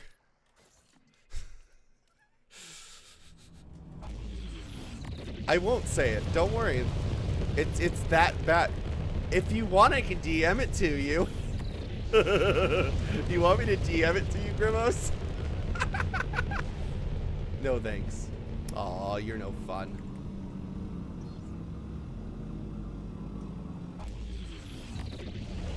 Here then, I'll send it to Night Owl.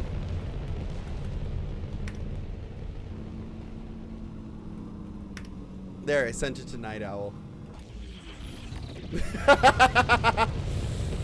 Let's try again. You need to make that mustache 5 times bigger and get peaked formal caps and spend a session or two as Comrade Pulsar. It is... Comrade Pulsar is illegal. Why is that illegal? I know.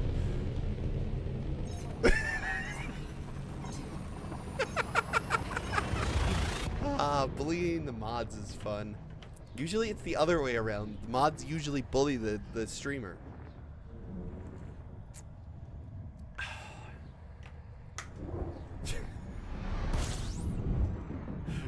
Yeah, though, you see how horrible that message is?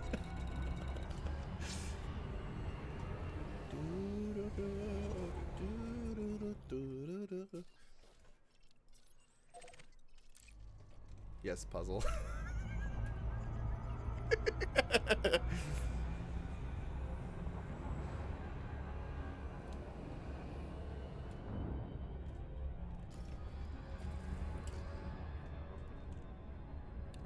We need to give a series of commands to give to Pulsar for various Civil War general facial hair. That would be cool. Okay, so fun fact, by the way, my artist mama, that's what we in the VTuber business call like people that make your the person that makes your model usually. I sent her like a no, I didn't send. What did I do? I sent a selfie to another artist friend of mine, and I'm like, "Hey, yo, what do you think about this look for my VTuber self?" And they're like, "Hold on, let me make a sketch of that." And I sent that off to my artist mom because I was like, "Yeah, this actually looks kind of cool." And so she incorporated it into this model. In fact, I actually have pit vipers as well. Boom.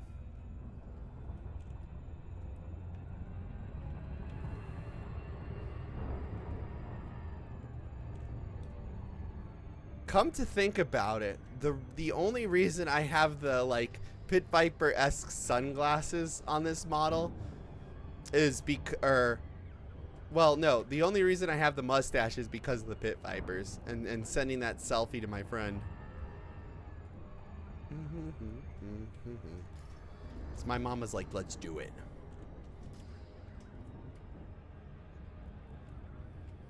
Oh yeah, and of course we have the gun as well.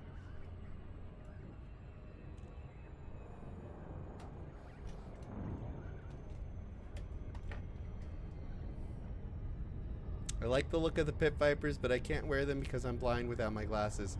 So the cool thing about, well, depending on your prescription, the cool thing about pit vipers is there's a company they teamed up with called Sved Optics, and you can actually have inserts with your pit vipers that allow you to still have your or that let you still like use your pit vipers while you're, you know, have like your prescription in there. I did that with mine. Now all we need is some racing tunes so that in the ship that can all ask us. Unfortunately, this isn't the previous stream, Newtonian Turtle. Without bunny ears, you would look like some random important officer in a Gundam show that the community would either hate to death or latch onto for unknown reasons to me right now, and I don't know exactly what. Hold on. We can do a thing. Let's see here. I'm curious now what I would look like without the bunny ears. Luckily, this is a thing we can screw around with. Let's see. Custom.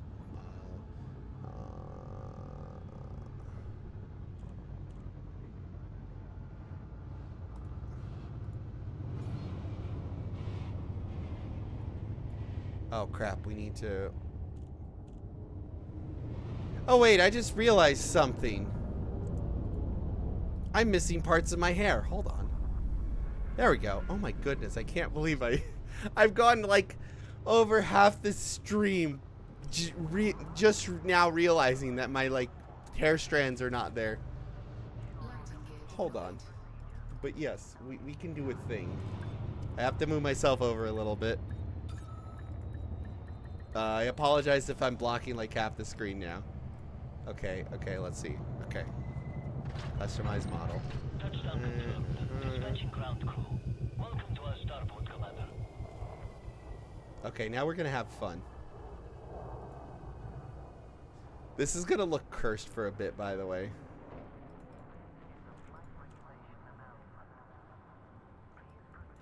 And make that go away.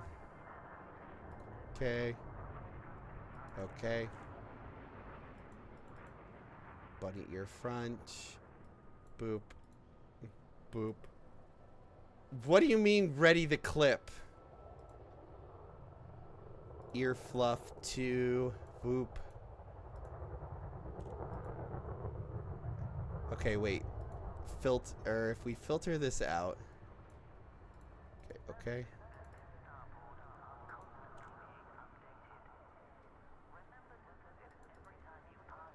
Highlight.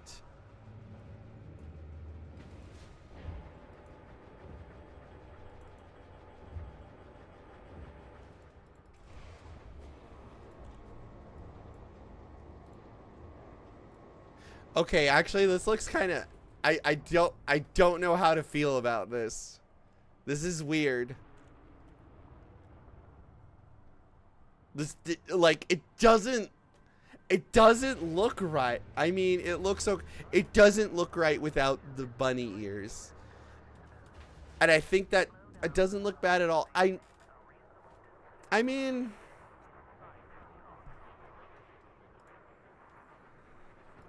it does, like, for me, it doesn't feel right. Like, it doesn't feel right at all. Fuck. I look like a femboy Gundam, like, pilot without like the fucking char with a pink rinse. It makes me think you're about to pull someone over and ask for faith.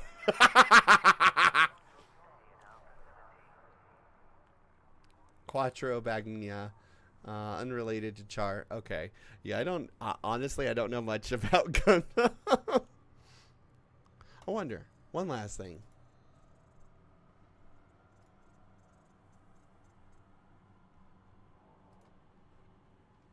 Okay, wait, hold on. I know what we need to do. So, for those who haven't seen it, I do have a little bit of a special toggle here.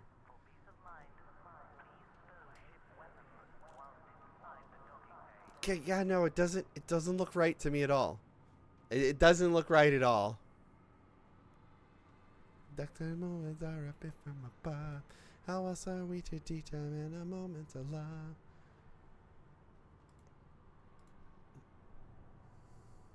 Okay, one last thing I want to see. Emblem. If I turn this off, can I just... Oh. I can just turn that off. Okay. We're having some hot? Yes, thank you. I appreciate it.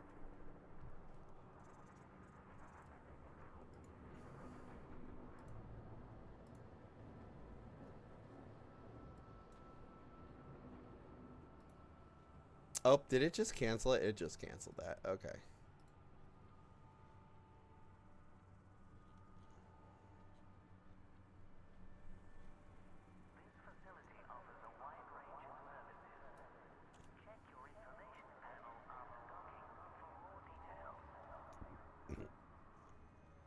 Okay, wait, what's going on here? Alright, what do I need to turn off? Can I just...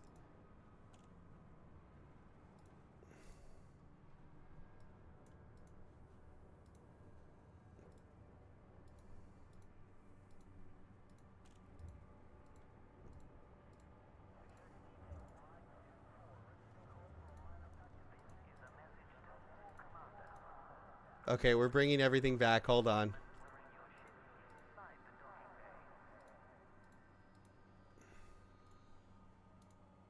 Whew. Okay. We're back to normal. Yeah, seriously, for me, looking at my model without the, like... Oh, okay. Char adopted after he committed several types of genocide and then defected to try to be the good guy. Ah, okay. Do you know why I pulled you over? Do you know why I pulled you over? I'm the space cops.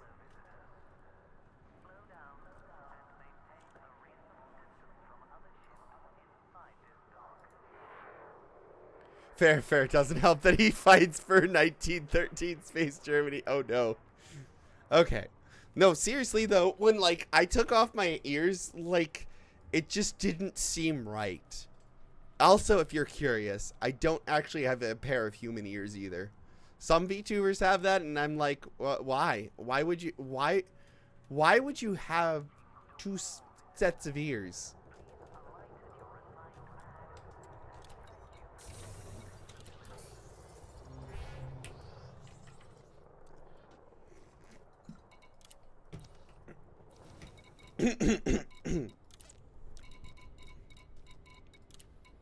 So rain get in the way. Incoming message. Backups, you gotta have redundancy. I mean, true, but I feel like that would be like a terrifying audio mismatch. Because you've got like and like if you ever had like a sinus or like an ear infection or something like that, and like, all of this, it'd be the worst. I wish I was joking, but the original Gundam just straight up drops Mustache Man's name in the show. Oh. Oh, they just dropped the... I mean, in Persona 3, the Austrian painter was also, like, the final boss.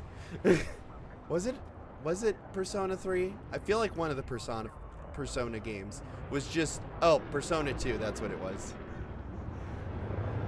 What are you doing here?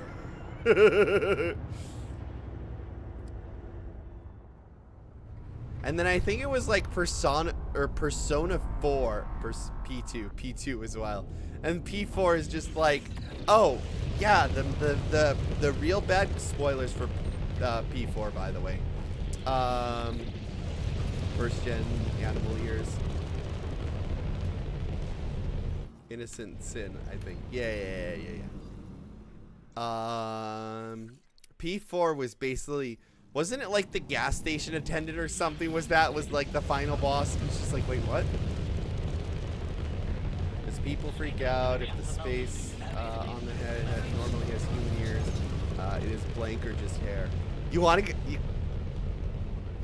Yeah, that's the cool thing. Like, if you look at the sides, you don't see ears at all. Kind of cool. Yeah, P4G. Not in P4 though. Oh.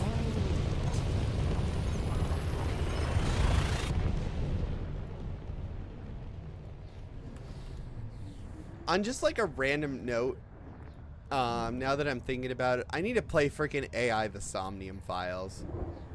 What in the actual flying? There is no station selling ceramic components anywhere according to Inara. Wait, what? Original P4, the final boss is the real killer. Oh.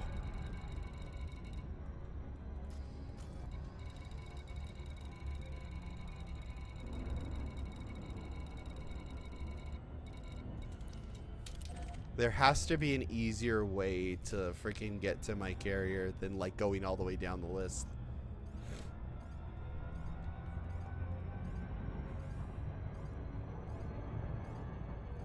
Boop. All right, where are we in the community goal? Oh shit, we're in the top 75. Let's go. Humans still look for 2 eyes, nose, mouth, and 2 ears. Oh, and if anything messes with the position of those, you easily... So what you're saying is when I was looking at my model and stuff, and like I didn't see like the bunny ears, it kind of just threw off my perception. Because I'm used to seeing that. Okay. I did not know that a cartoon bunny would trigger the uncanny valley for... Then again, I've been... What is it? I remember in like the dentist's office when they were trying to teach me, and this probably scarred me for life. When they were trying to teach me how to brush, they had like this like fucking... They had this plushie with a set of full like human teeth in it, and it was the most terrifying thing ever. This is like, why? Well, you get 4 years, and it really sets off the uncanny. Exactly!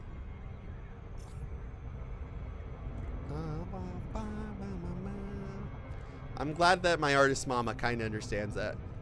Also, speaking of my artist mama,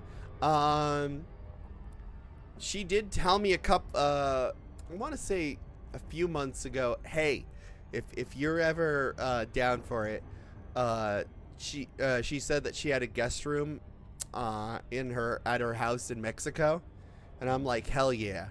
So I'm going down to Mexico in October. I'm so looking forward to that. That's as bad as a skinned Furby. Yeah.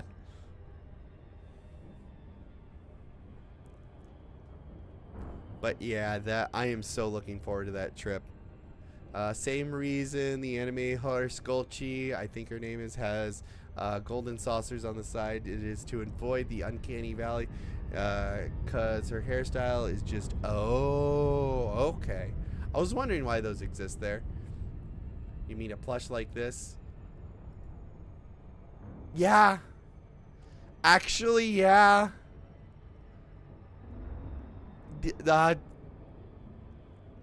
Put that thing back where it came from, or so help me. Oh, yeah.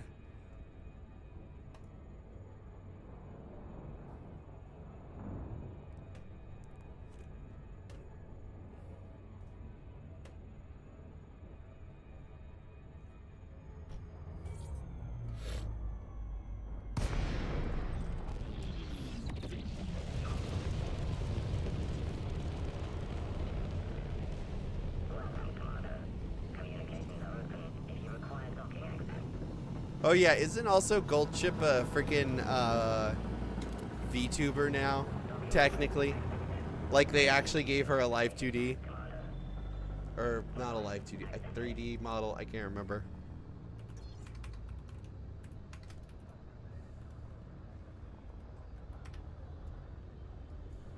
Shut up. Alright.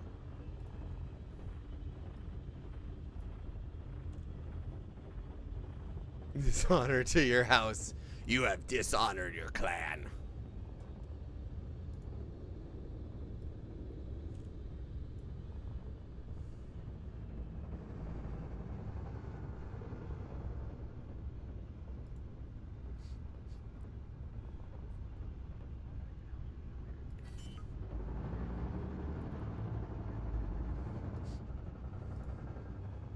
Landing gear deployed.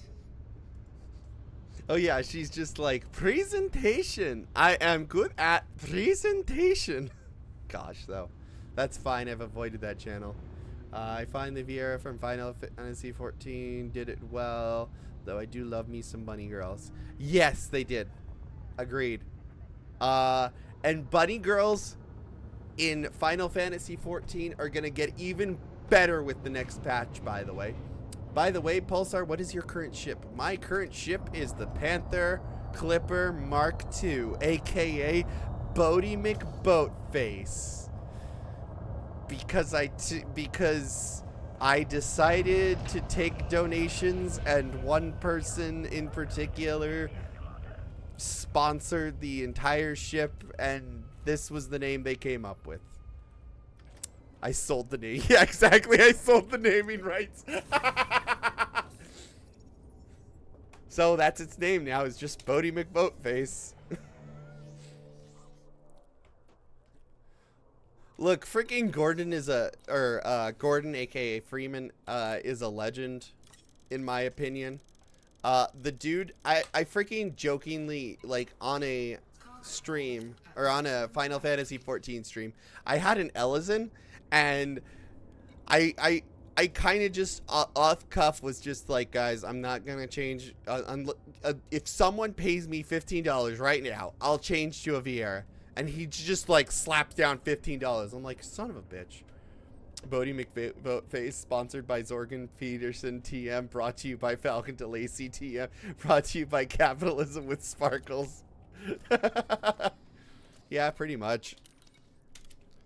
But yeah, and then I basically was forced to, yeah, change to Vieira, which I'm sticking with now because in the next patch in Final Fantasy 14, you're going to be allowed to wear hats, which is something Vieira couldn't do before. This is the greatest QOL change to the game, in my opinion. And I'm going to have to do more Final Fantasy 14 and suffering through. The downside is now that I'm going to have to suffer through the main story quest. Vieira boys with fedoras.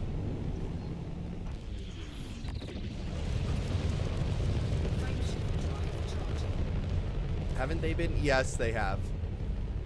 But I think they finally just threw up their hands and went, you know what? Because there was one set of ears that was basically screwing up the whole thing, and the clipping looked very weird. So I think what they're doing is just allowing the ears to just clip through the hat and change, and you know, you have options to change as well in what you want and what you don't want. That's what I think is going on here. That's all we want. Exactly. Coyote, that is exactly all we wanted. Let it clip, god damn it.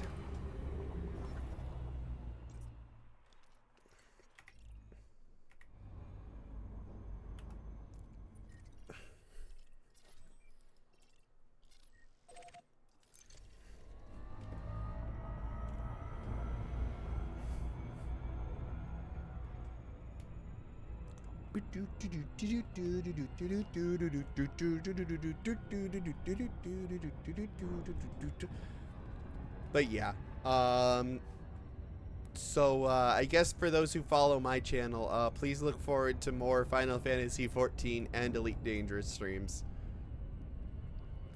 I should pick one to just dedicate my time to, but they're both really good at the moment.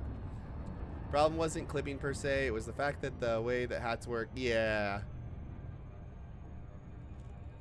Yeah, their scalps. And how their scalps are, yeah, exactly.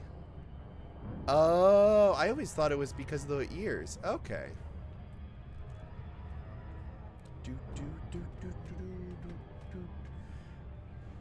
I've been missing it a bit. Yeah, I mean, again, I'm not really a big fan of the current main story quest, and there's a certain NPC in particular that I don't really care for. And I'm not going to say which one because then I'm going to start a fucking fight in chat that's, well, probably not. You know what? No, I'm going to be upfront about it. I don't really care for Wukalamat that much. I feel like because of her, we've had a lot of agency, like, taken away from the character. Nobody does. Listen, most of my Final Fantasy 4 knowledge is from the Magic the Gathering set. Oh, 14 knowledge is from the Magic the Gathering set. Lol. Just finished Stormblood. Oh, nice. Well, if you just finished Stormblood, you're in for a fun expansion. Oh, you're okay. So Digital Demon, you're early in Dawn Trail. I still don't know why people don't yet. I just feel like she draws, like, yeah, the Scions drew a lot of the agency away, but, like, she kind of draws a lot more away.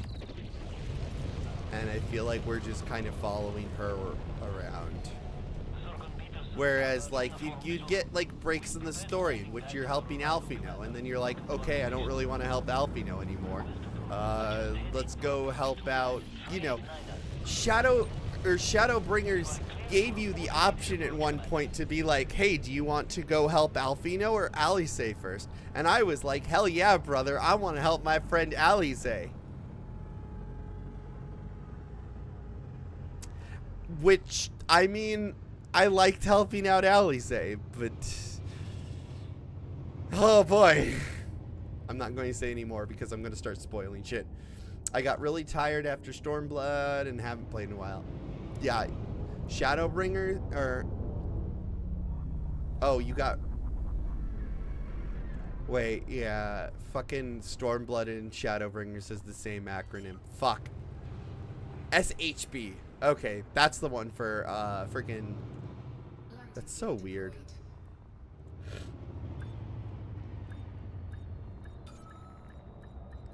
I mean, most of the 14 knowledge is also from the med. Oh. STB, yeah. STB is Stormblood. And then SHB is Shadowbringer. Okay, yeah. But yeah, Shadowbringers is just such a good one. Wait, what part? Okay, trying not to spoil anything, are you at the part in Stormblood where you fight Xenos again? And the dude shows up? Or are you, like, did you just finish, like, the expansion itself where Xenos turns into a dragon? Get why people may not like Wukalamat, but I generally find her character to be fine. The drawing agency never really worked for me personally. Okay. Makes sense. I think Dawn Trail would have been cooler if it was more like...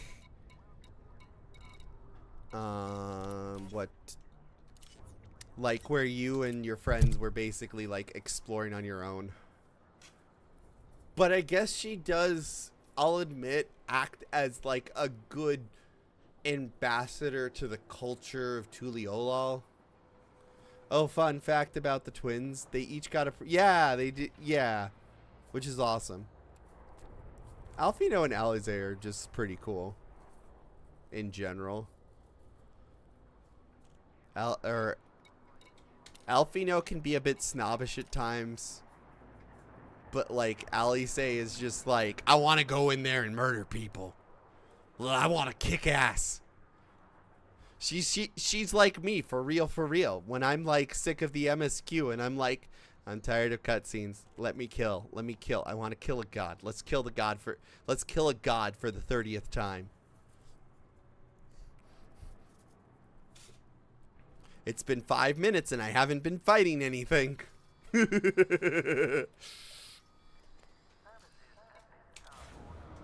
I think that what works against Wook is that she's Hrothgar and she seems older. She isn't even 20. What? Detach confirmed. Departure authorized. Oh. She isn't even. No way. She's not even in her 20. Oh. Okay, that starts to make more sense. Why is that in my list? Why is Space Jam in my list, damn it?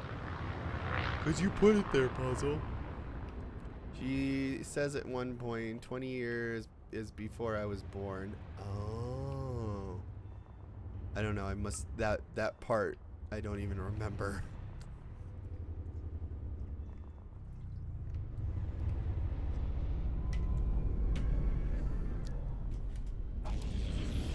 Because you gotta slam if you're gonna jam. Oh, I know why. Because I have it on my list because I have a Mech and Mech Warrior Online called that I've called Space Jam.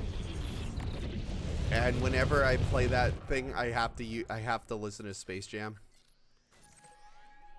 I remember the Dragon and Lost City raids. I remember triggering SHB intro video, but it's been like 4 months since I played. Ah, okay. Yeah, though, 100%. You should. Oh, you triggered the intro video. Okay, okay, then yeah, you are there.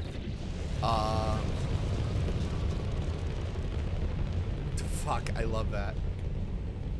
Like seriously, if I could go back to SHB and play play through it again, I would.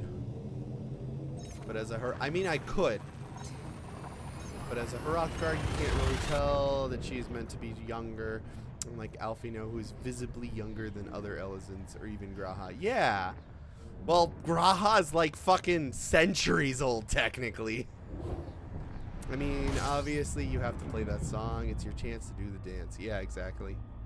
You can? New game. Yeah, I know. I can technically. With New Game Plus. There it is. I do find it funny that there's like a place in fucking Dawn Trail where you're like, oh man, where everything after you do it is just like, what's the best way to put it? Everything's like dark and dreary after you do the thing. I'm not gonna spoil anything, but you can go desolate. Thank you. Where everything's all desolate, but you can go back to you can change it to New Game Plus, and then everything is basically restored, and you're like, ah, yes, I really enjoy Disneyland.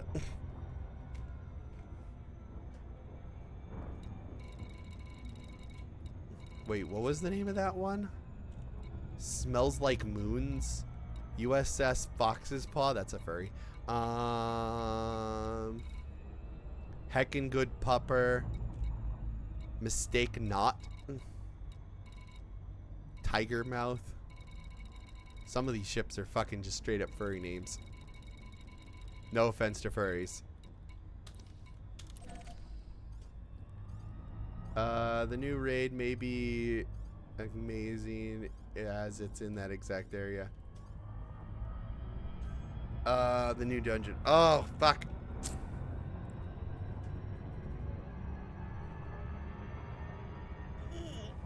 Oh, I know I need to figure out what dungeon I'm missing. Don't forget, without furries, there would be no internet. That is true. I mean, the internet infrastructure is held up by furries. Have you found the USS NCSU housing? No, I have not.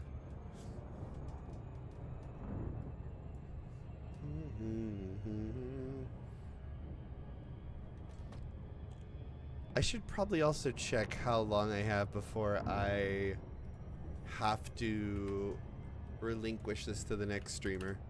Oh, by the way, if you're new to the WBPL, I said that wrong, didn't I? WBPL. There we go. I think there's an FC in that system, or a fleet carrier in that system. Okay, my brain's on Final Fantasy 14. So the moment I saw fucking FC, my brain went free company. I went, free company? What? There's a free company in this game?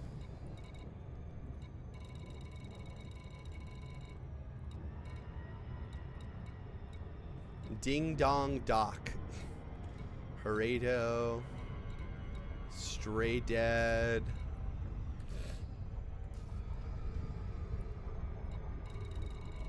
Congratulations! Let's hope on the planetary. Let's hope I can land on the planetary. All right, cool. Okay, so that would be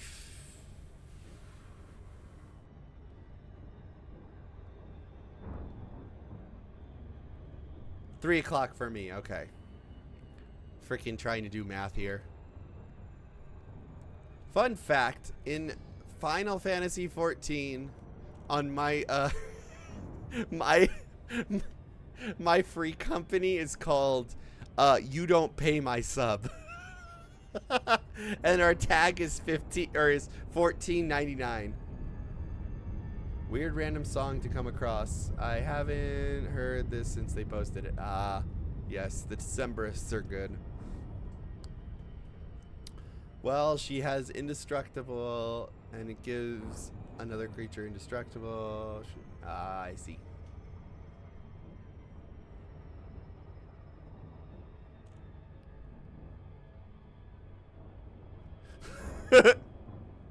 Well, the wings are just are there for glamour reasons. Don't worry about it.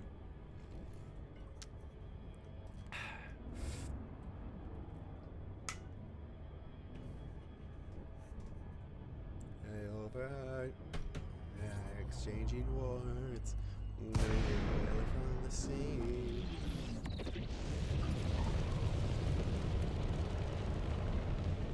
Welcome, Commander. Follow standard flight protocols around this carrier. Yay, I ship to sea with a privateer. Nope. Spur of the wind like an almost. One of these days is a joke on the BPL. I should play the freaking horse game. I've been holding out from not playing it because I honestly couldn't care about it really. I kind of go, oh, that's cool. Everyone likes the horse game. Goes back to playing Elite Dangerous in Final Fantasy 14.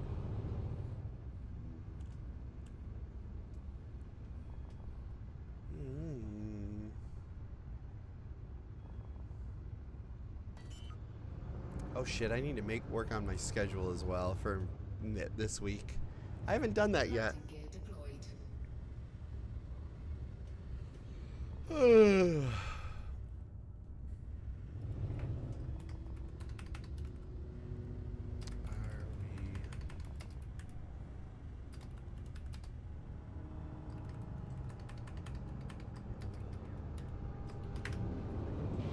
Well, the horse game is gotcha, aka oh, yeah.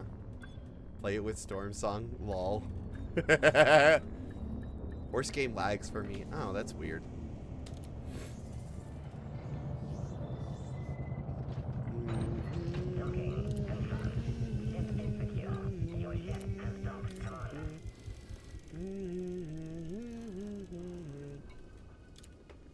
Cargo hold at maximum capacity. Launch! Landing gear retracted. Looks at horse game. Gotcha! Forgets about horse game.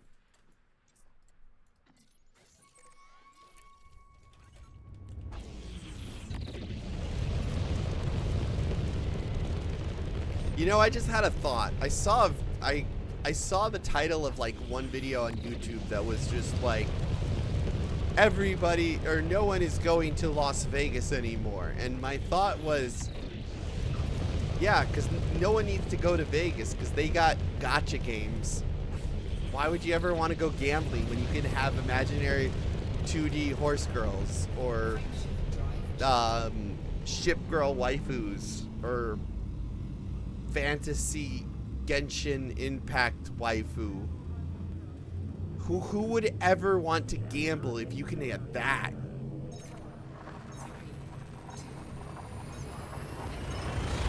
And I think also just things in general in Las Vegas are getting expensive. Like, the purpose of having, or the reason, like, in my opinion, that, like, casinos thrive and whatnot is because they make money on the gambling, not, there's also fantasy sports leagues and gambling is all legal online now. Yeah, that too. I think the whole block trip has a bigger impact on gamblers at Vegas. Aren't investing, doing it as an investment or to make money back. Yeah, that's probably it too. But yeah, no one wants to make money going to a desert when it costs about the same to go to some place. Yeah, more habitable and more prestigious. I'm overpaying for pieces of cardboard, but at least I can sell the cardboard. Yeah. But like, I think another factor is like, you know, you're supposed to sell things for a bit cheaper, like food and stuff like that, in order to entice people in as well. There's gambling everywhere. They're making gambling. Yeah. As someone who got into Magic because of Final Fantasy 14 as a Yu-Gi-Oh player, I took a freaking spit take at the prices of your pre-cons in Go. How the fuck did it escalate to that point? Oh.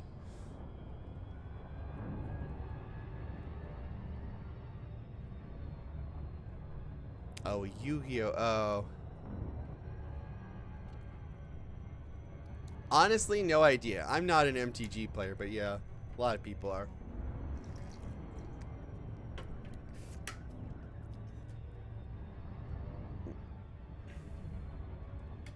Also, I think another thing is like the resort's fees. Like, you go, oh wow, it's very cheap to get a room in Vegas now. What the heck? And then you like, and then they tack on like the $55 resort fee. And it's like, ah, that's why. Which are for things like using the pool, complimentary Wi-Fi, and don't forget your free long distance, anytime, unlimited minutes on the phone. Wow. Yeah. In Vegas, they basically tack on a resort fee for like all of the other amenities that you use. Yeah, and a color TV that sometimes works. Wow. I think the last time I went to Vegas, I stayed at the Circus, and oof.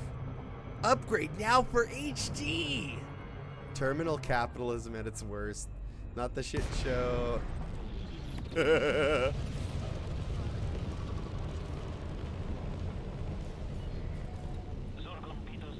But yeah, the circus, like, when I think it was a couple of years ago I went to the Circus for my birthday. I was mostly in Vegas, not for, like, I don't gamble at all. I'm immune to the propaganda. But I was mostly there to go to Omega Mart, which, if you've never heard of Omega Mart, holy crap, you're missing out. It's like this art experience in Vegas that looks like a normal, like, grocery store in the front. But then, like, you open up, like, say, a refrigerator, and it goes into a tunnel that leads to, like, a psychedelic desert. It's crazy. So basically, Vegas's hotel prices are only for the bed and room. And If you use, well, no, it's not that if you use anything else. No, they tack on the fee either way. They don't like, yeah. I've only seen the skits of Omega Mart. Yeah. Freaking Meow Wolf is legendary. Not to mention the fully stocked fridges with no price tags that track. Yeah. Contact. Command system shut down. Actually, Welcome to our Star in Commander. when I was in California, I was in San Jose. I stayed at a hotel. Really, like, kind of like a small, or it was a smaller hotel that was like half a mile away from the hotel, the convention center. And what was nice about it, albeit it was kind of expensive, they had, like, you know, amenities and whatnot in the fridge, and I actually took some stuff from there because it was like $1 for a soda, and I'm like, holy shit, that's really good actually. And it was like only $3 for a fucking Monster. I was like, holy shit, okay. And, you know, when I left and whatnot, I only got charged like $4 for, you know, the stuff I took. I was like, hell yeah. An alleyway, suffer things obscene. Next year, though, I'll probably have to, or the next time I go to Cali, though, I'll probably try to see if, like, I can get a bunch of friends and just get an Airbnb or something like that. Banned from Margot just for having a little fun. Yeah, though, if you're ever in, like, New Mexico or Vegas, or even Denver, go look up Meow Wolf. Their art experiences are the coolest thing ever.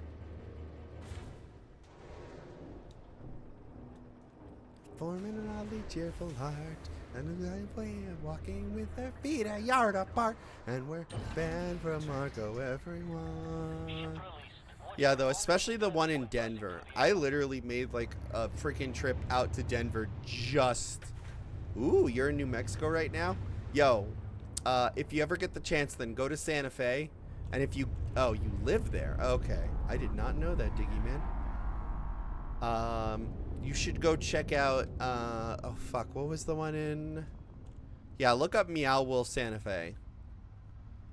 Like, that is... Oh, God. That was their first location. And, like, each Meow Wolf location has, like, its own, like, story to it. Some are very similar, like, in how they are. Like, the one in Santa Fe is called the House of Eternal Return. And the whole story behind it is this family that's known for, like, or this family basically one day just, like, disappears for anomalous reasons.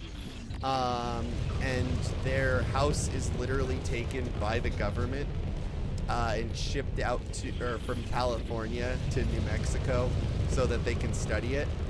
And in order to hide the fact that, you know, or in order to, like, hide what they're doing, the government kind of says, yes, this is an art exhibit. And so, like, the front facade of the house looks totally normal. Like, that's a lot of the Meow Wolf attractions. It's like, yeah, there's this house here, but as you go through it, you, like, end up in, like, what feels like an extra dimensional space. And it's kind of crazy. It's as if, like, the house is unfolded on itself. And then there's the one in Denver that's called, oh God, what was it? My brain broke. Conversion Station.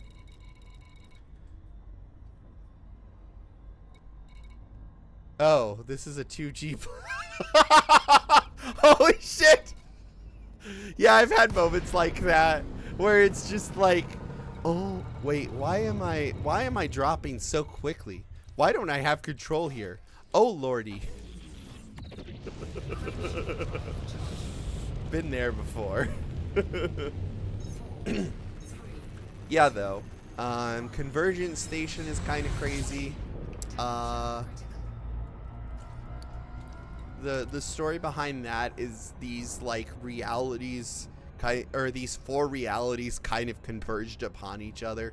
So in one area, there's like this like cyberpunk-esque Neo-Tokyo like cityscape, and then suddenly you'll find yourself in like this weird alien forest.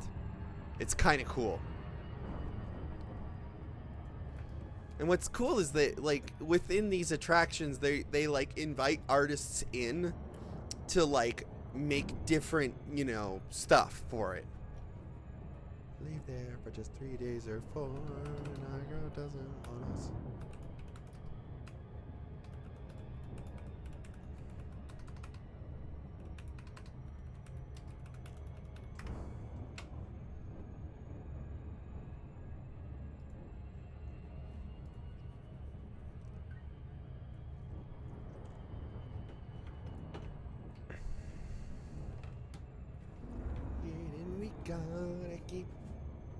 Oh yeah, and also Convergence Station is like this building that's just wedged between 2 freeways. It kind of looks really cool.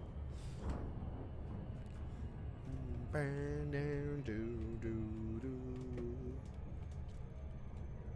feed the machine, got to feed the machine. One day I do hope that freaking Meow Wolf comes to Phoenix, because that would be so cool. Feed the machine, got to feed the machine. Feed the machine, got to feed the machine. Oh boy, okay, get back to Buckaroo.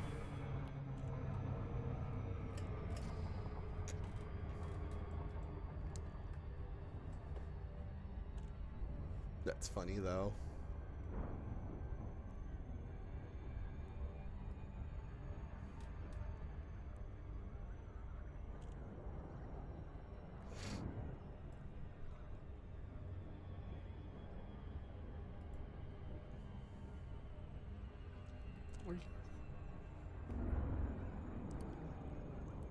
So what should we do?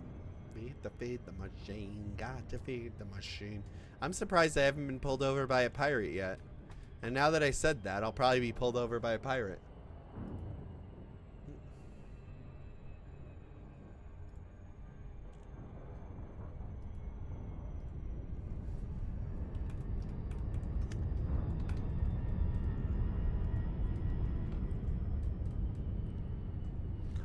Oh gosh. I recently found this this VR game called Elsewhere Electric. Oh my gosh, I want to play that. It's like this game, it's a co-op game where one person plays on a cell phone or a smartphone while the person in VR is like exploring like this research facility or something like that. It looks really cool and very 60s. Cargo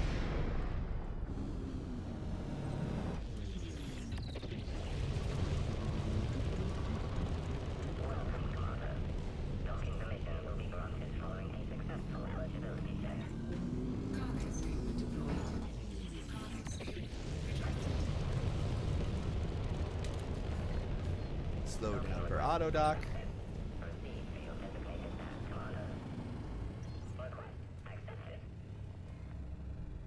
Wrong flag? What do you mean?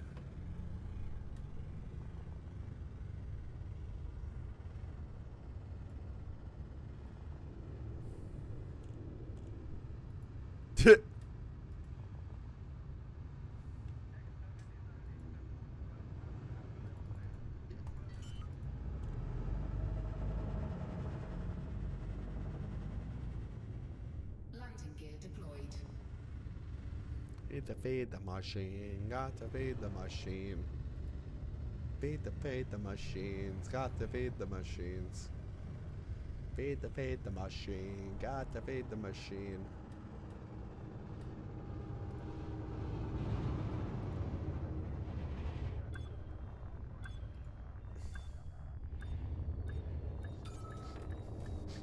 I like how the fucking Wikipedia article for hypergolic propellant, by the random thought, is like the first picture you see is like this massive tank that has like fucking hydrazine androgus on the side, and it's like corrosive, flammable liquid, poison, and the dude next to it is in like a full on like fucking hazmat suit. It's like, yeah, that's a very accurate picture for fucking hypergolics.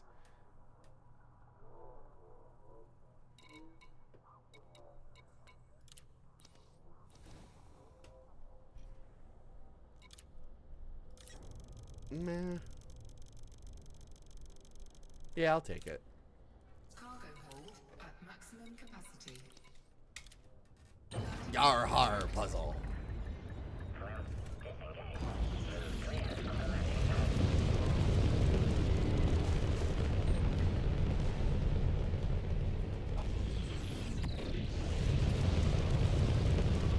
Borders? Isn't that a fucking bookstore?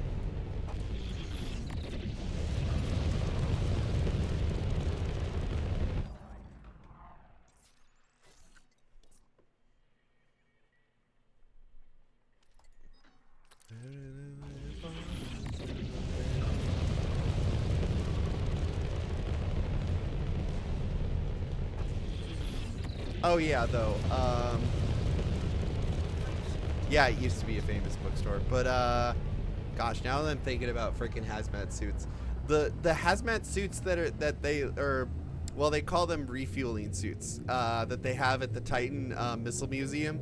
You look at them, and like the average layman person would be like, "Oh, that's kind of interesting. It looks like is this like camouflage?" It's like, no, that's not camouflage. There's like a shitload of patches on them from places that like after they were used, they had to like patch up. Because if you don't patch those out, the very nasty gases will get into the suit. And it just takes a little bit to, like, fuck you up. And no one wants that.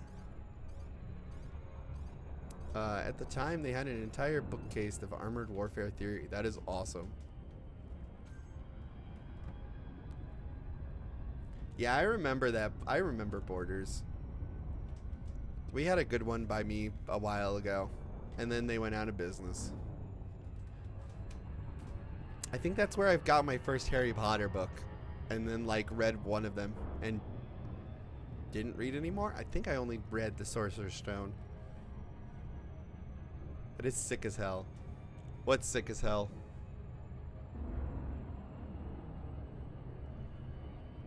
What, that they had to patch it?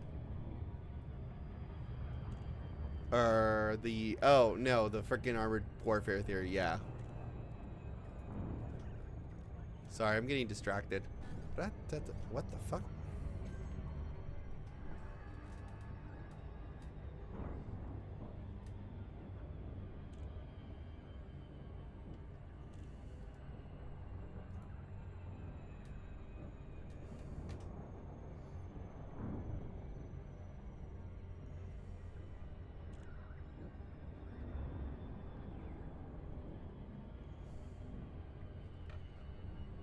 Yeah, though. Fuck, my brain's stuck on, like, hypergolic fuels now. Damn it. One thing I've been doing recently is anyone that I collab with, one of the first questions, especially if, like, this is my first time freaking collabing with them, I'll, like, ask them what their favorite chemical is. It's a great conversation starter. I got one person that said, I like lead because I like to eat lead paint chips.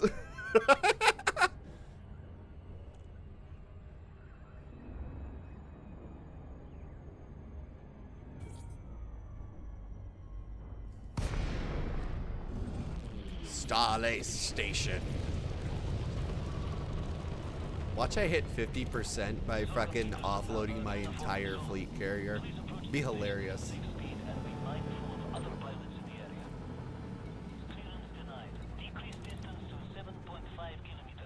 Oh. Oh, I am in the top 5. Or top 50. Ha! Uranium makes great high-calorie snack, but plutonium is more my spice level. Nice.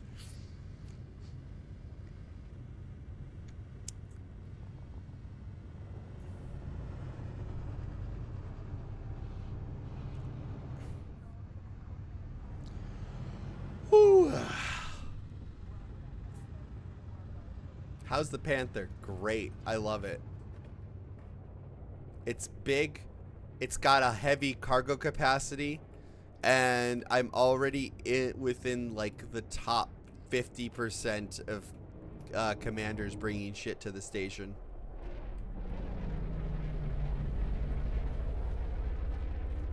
Ice 9 for no reason.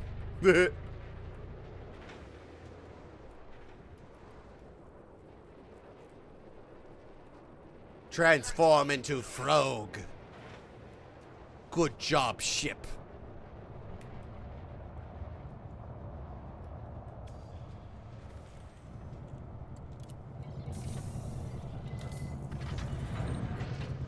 I mean, if I fucking painted it green, it would straight up look like Frog.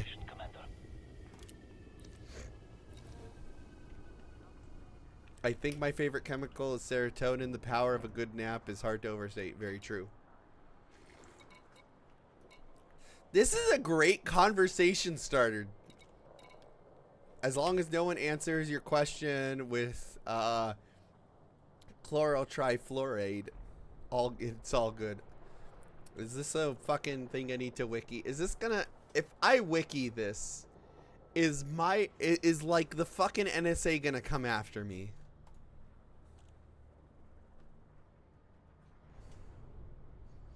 It is colorless, poisonous, corrosive, and extremely reactive gas that condenses into a pale greenish oh. The compound is primarily consists of plasmaless cleaning and etching products for semiconductor industry and nuclear reactor fuel processing. Of course it is. Historically as a component of... Oh. Fascinating.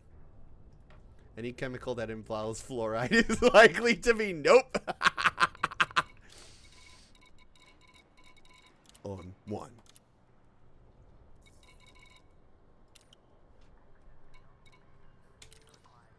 Is the hypergolic with test engineers one?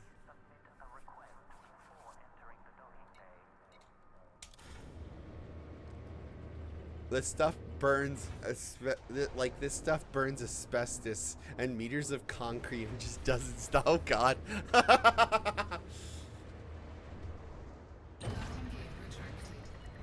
Is this the chemical that's like, yeah, the only like good PPE is a good pair of running shoes? Ah, fluorine, the devil's juice.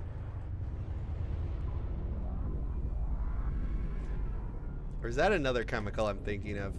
Yes, it is the one. When a scientist tell you that the only thing that'll help you is good running shoes, that's a bit of a concern. God, fucking.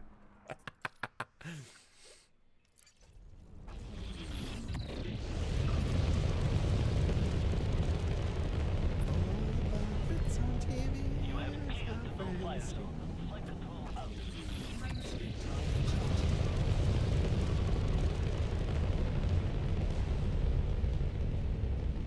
Ah, Ignition. What a great book. Yes! Philadelphia almost got nuked by a refinery not maintaining its hydrofluoric acid properly. Wait, what? Link me that story, yo. I'm interested in this. Meanwhile, fucking Paul Whitehouse over here is, like, dying, probably. Sorry, you guys can't see that. Someone's like, no, don't! Philadelphia refinery. Oh, this was... What? Oh! Oh, this is the one in the CSB! Ah, my favorite YouTube channel.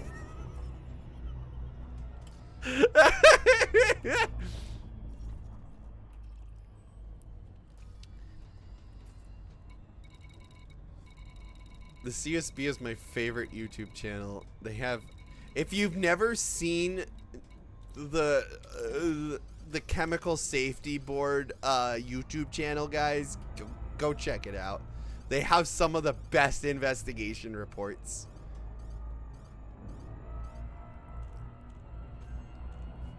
Also, the people that they hire for the 3D renders, at least I think like the most recent company they hire is down in Tucson. That channel is at hilariously terrifying.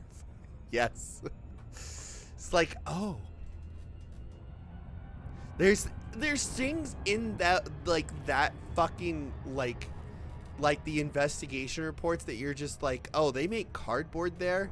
How can that be dangerous? Oh. Oh, God. Okay.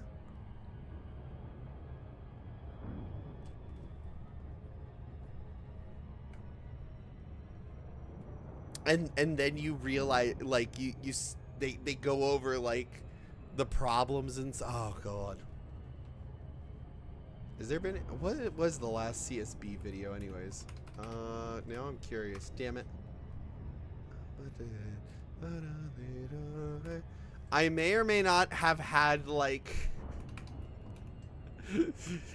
I may or may not have done, like, fucking CSB reaction streams on my channel before.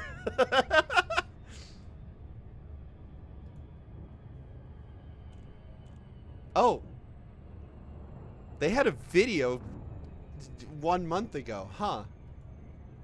How did I not hear this? Yeah, the when it comes to federal agencies, the CSB and the US CPSC are like my top 2 faves as far as like the alphabet agencies go. The FBI and the CIA can go lick it. I work for a company that provides hazmat training to employees, and paper mills are the craziest ones. Yeah. Yeah.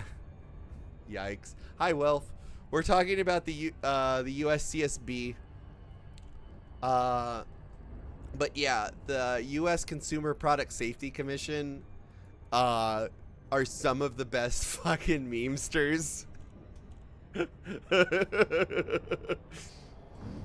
Like, they've been using memes to their advantage in, like, you know, talking about product safety. Let me see if I can bring up, or USC, or United States Consumer Product Safety.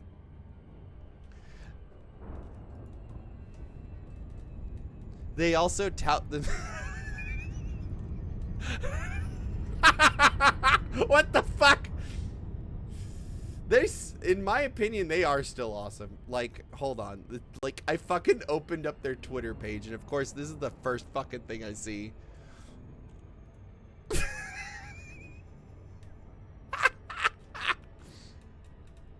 Your bestie. Your carbon monoxide alarm shark. Your best summer ever. The summer's hottest accessory is a working carbon monoxide alarm in every level of your home. Holy shit. Hydrofluoric acid leak. Just the phrase makes me stand on end. Remember to feed your carbon monoxide alarm shark.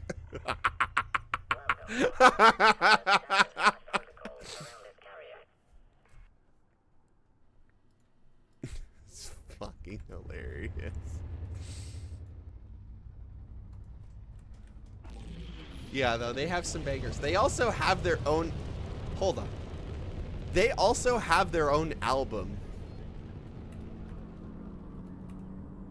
Let me see if I... Where is it? Okay, there's their album. Yeah, they have an album called We're Safety Now, Haven't We? Yes, they have... Hold on. We'll pull it up.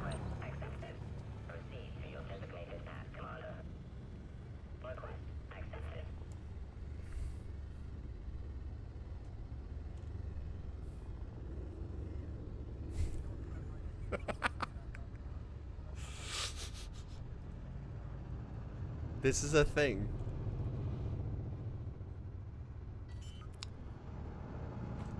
This is the best use of taxpayer dollars, by the way.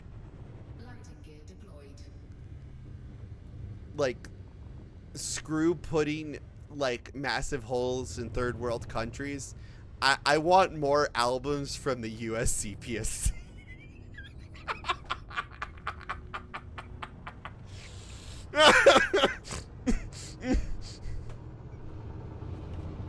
Oh, I should make a tweet about that.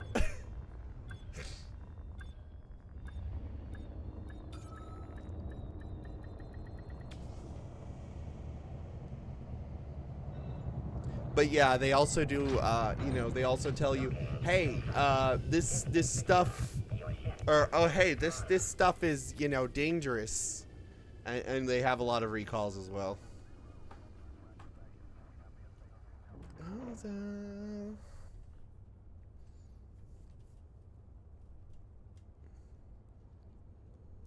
Great, now I'm scrolling through the freaking USCPSC Twitter now, great.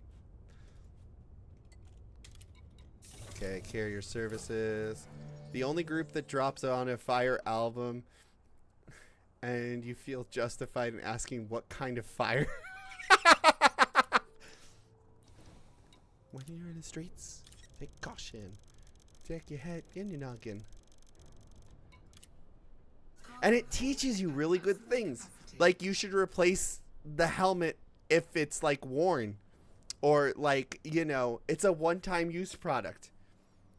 If you get into a big impact with your helmet, you should always replace it. When you're in the streets, take caution. Check your neck and your noggin. This is fun. I know, right? This album's free, by the way. You can go and listen to it. It's on YouTube.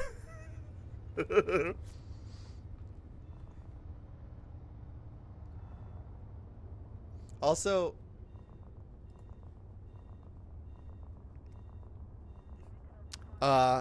apparently there's a recall on refrigerated mini fridges. Quite literally. Yeah.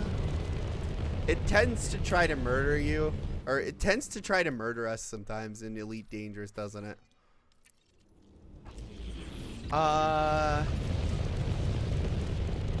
Why is it Curtis International has received at least 26 reports of the mini fridges smoking, sparking, burning, melting, or overheating and catching fire with property damages totaling more than 700,000.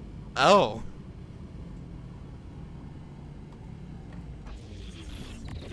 See, this is why you shouldn't, like, oh my fucking god.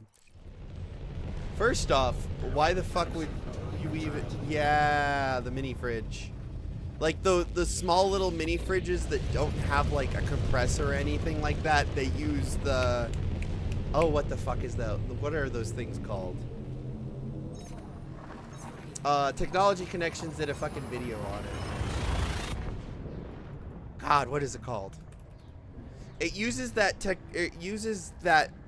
that thing where like it absorbs the heat from an area and then like pushes it out the other side.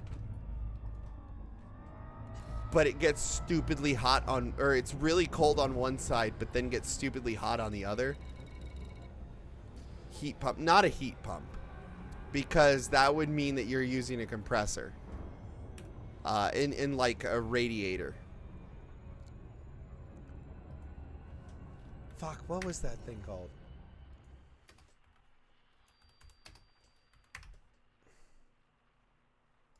Now I'm looking into it. Yeah, it consumes an insane amount of technology. Yeah, piezoelectrics. I knew it. It was, I wanted to say piezoelectric, but I was thinking of something else. So yeah, yeah, it's a thermoelectric pad. It just basically exchanges heat, and it's stupidly inefficient. One, it's stupidly inefficient, and two, if you don't design the product right, anyways, yeah, thermoelectric coolers, they're absolute dog shit when it comes to like heat dispersion. And if I remember, I can't remember. I think it was the V trucks. There was actually an electric battery, or I think it was an electric battery pack that used that to try to cool the fucking batteries. I think it was the V truck. But it's... And they tried to use like a cooling loop as well. I can't... Yeah. Which is, in my opinion... I mean, okay. I actually have one of those on my desk. It's already wearing out and it only cools about 10 degrees. Yeah. But yeah, you need to have like fucking it doesn't properly do it. They aren't very effective for cooling more than a can or two. Yeah, exactly. Technology Connections has, like I said, has a really good video about it.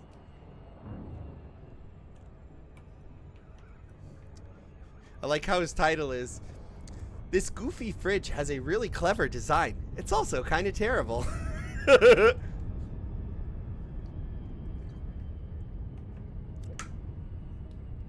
But yeah, on the other hand, with this fridge that I saw that's being recalled, it's basically using the refrigerate fucking name. Because let's be honest, a lot of these like appliance companies and whatnot, they'll just like throw out their name to any Joe Schmuckenfelter to license things. Be like, oh, you'll make the product for us? And we just have to put our name on it? Okay. And then it's the most like Chinesian product ever that just catches fire and burns if you look at it weird.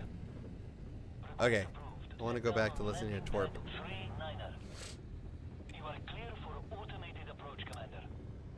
Do you drop the base every time you boost? Yes.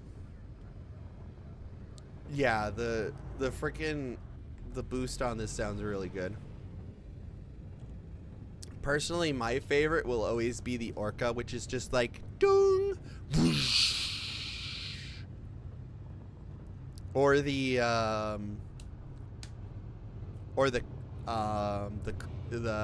Imperial Clipper, which is just like which sounds like a freaking car wash. Let's see here. Okay, I'll take that. Boom, boom, boom, boom, boom. Oh, I just saw another fucking US CPSC banger. Hold on, I'm bringing this up. This is hilarious. Hey, you guys want to see an accurate picture of what a playground in Arizona looks like?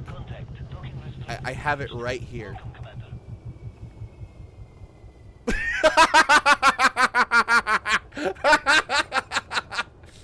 I have a fondness for Boosie and the Vulture, not for how it sounds, but for how it handles. Yeah.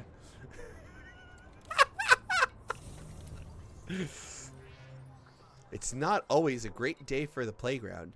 Always check for hot playground equipment. If it's too hot for your hand, it's too hot for a child's skin. It's not accurate. The plastic isn't melted. That's why playgrounds in the South are metal. That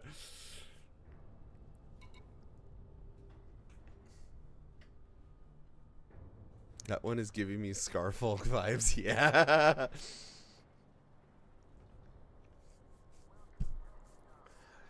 What's nice is the playgrounds at the schools by me, they all have like a shade tarp over the thing, so that, you know, even when it's like 111 out, the kids can still, you know, go out to the playground and not get fucking burned, and the school district isn't sued.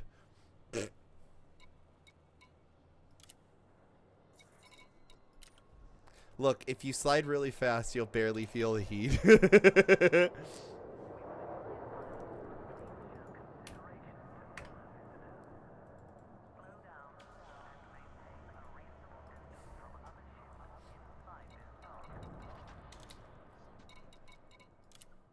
I should send the carbon monoxide shark to one of my friends with no context.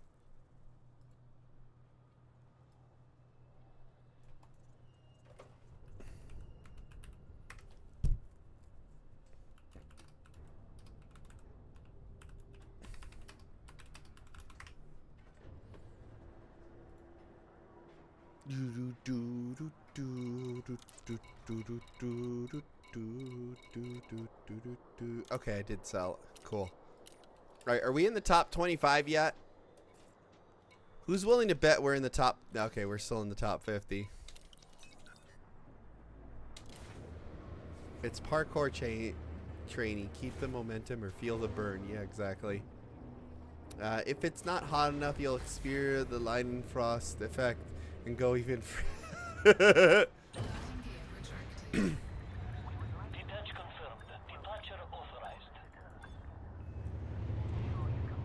Okay, I'm gonna choose a friend at somewhat random and throw that fucking carbon monoxide shark at them and see what they say.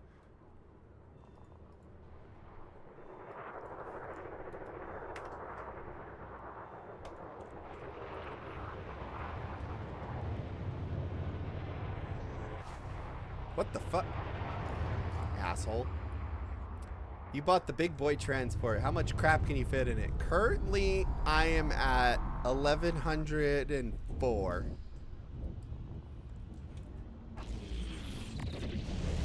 I could probably fit even more if I wanted to get rid of the shields. But honestly, I kind of don't want to because that leaves me open to one, pirate attacks, and stupid idiot NPCs that just want to murder me. Yeah, the max is 1238 with comfort and jump range, but no shields, 1200. Oh, no shield. Okay, got you.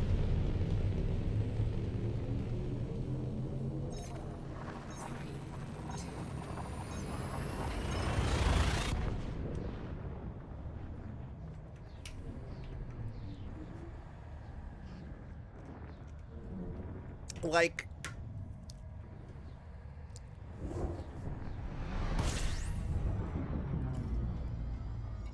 I'd go the distance and do 12K or 1200, but like I already feel like 1100 is enough and I'm perfectly comfortable with it. So like I'm just like, whatever. This feels really good as it is. You could probably fit just shy of 12K with shields if you don't put in an FSG booster. Ooh. I will fuck around with outfitting after this. The only offset... The offset only saves you trip every 9 to 12 runs. Yeah. I might do that though. I might look into that. What is the lowest shield that we can put on this thing? Because I just need a shield for, like... It's like... You just... Right now, all I need a shield for is... as a loot goblin, the balance of loot hold versus ability to get loot home is a constant battle, no matter what the game... Yeah. Colonization, that's a few runs. If you have, yeah. If you have less, to be fair. Yeah. But like, I like having shields on bigger ships like the Type 9 and whatnot because you have like the idiot NPC who like, oh, I accidentally hit you. Or like, you know, your murderous docking computer is just like, I'm gonna shank you. Oh, you don't want me to go into that pillar at the construction site? Too fucking bad. I'm gonna ram right into it.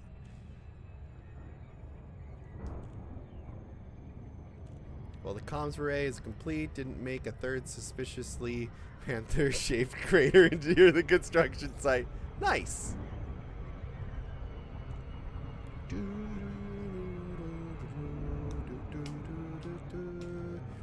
Yeah, the most recent colony I'm working on, what's funny is there's planets there that you can land on, but they are not habitable at all. Even for, you know, any normal planetary station. And I'm pretty sure the reason why is there's like 4 freaking stars in that system. So I can just imagine that, like, the UV radiation from those things make for a less than ideal place for anyone to be on them.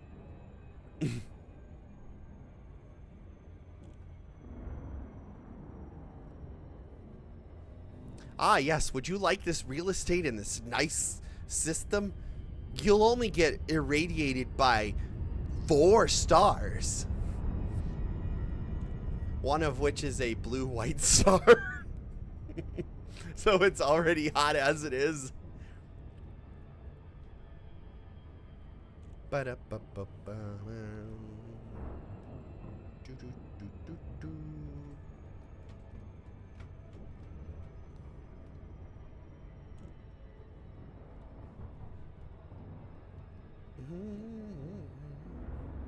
Alright, we'll probably do a couple more runs before we call it. I am sure I'm getting close to Storm Song's time.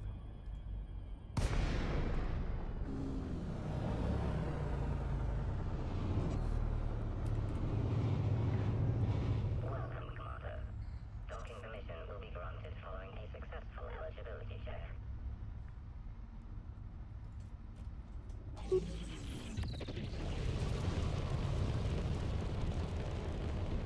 At least it is an HIP. What is an H? Oh, I need to look this up. Yeah, I know. It's 51 minutes. So I do have time. I got time.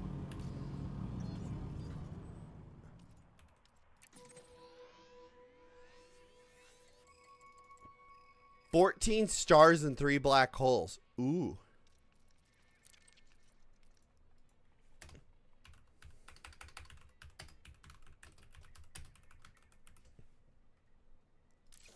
And that's saved for later?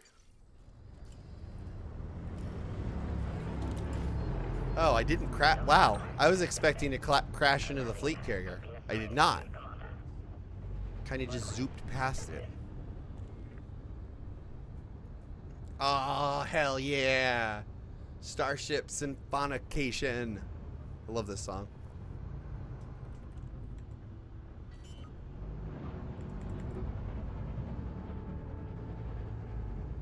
"11 main sequence stars and 9." I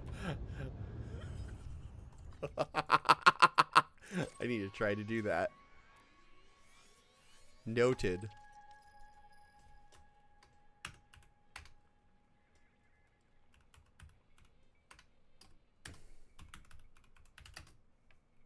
Landable with the strong asterisk imaginable.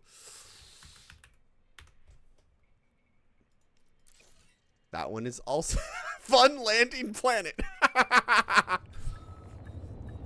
I mean, you will land. What is a landing but just a controlled crash? Every time you get into an airliner and it lands, it just crashed, but in a controlled manner.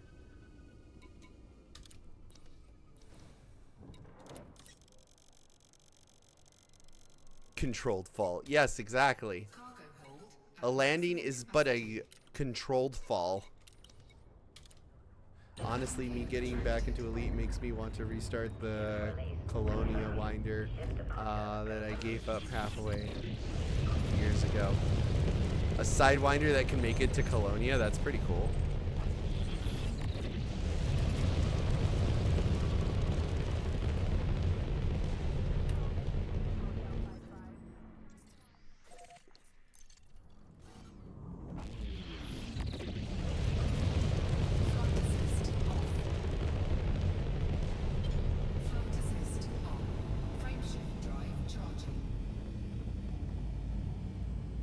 Oh, a stock that can make it. Oh.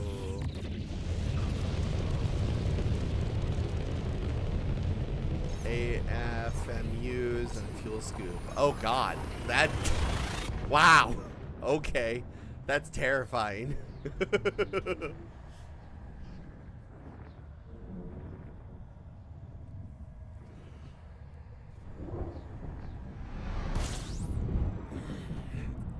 cash in Xenobio.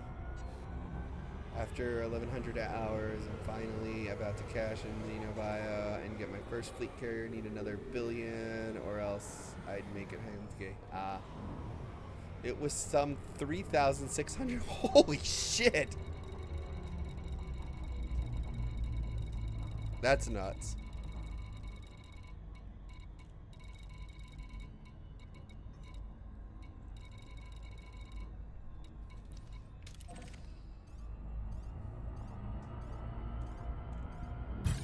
What?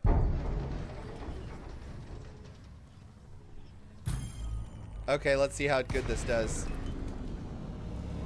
Okay, what is it? Maybe I should run.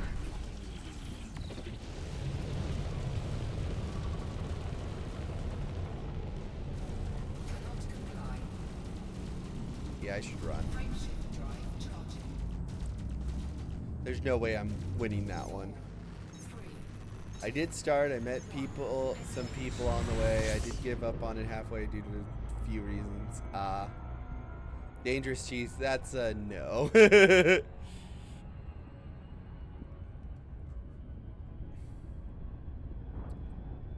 It barely dented the shields. What kind of shields do I have on this anyways? I have 3 shield boosters. Okay, that's why. What the fuck?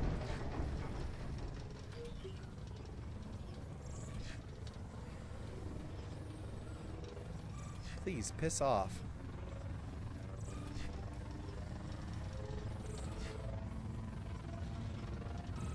Come on, come on. Yes.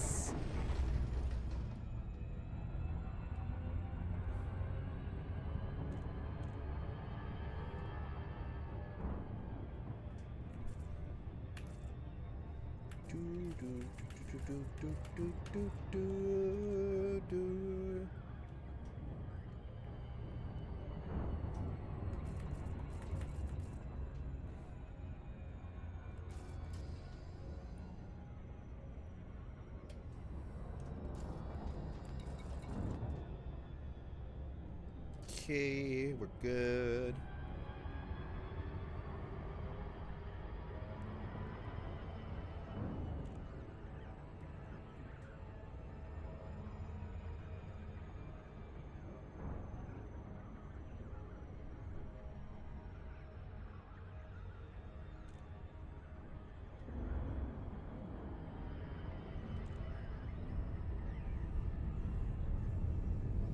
The Evil Morty Hive.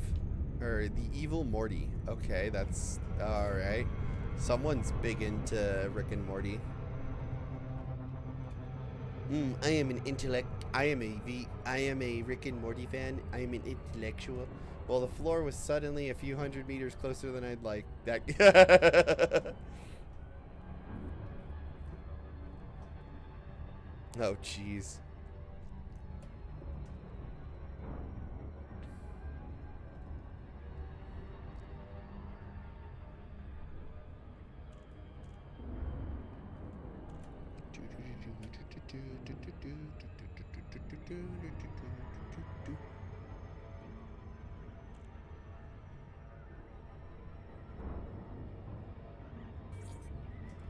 Boop.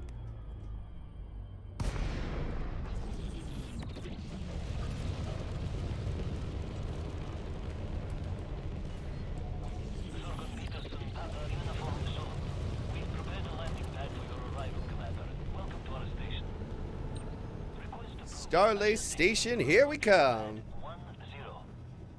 Automated docking approved. You may now hand over control.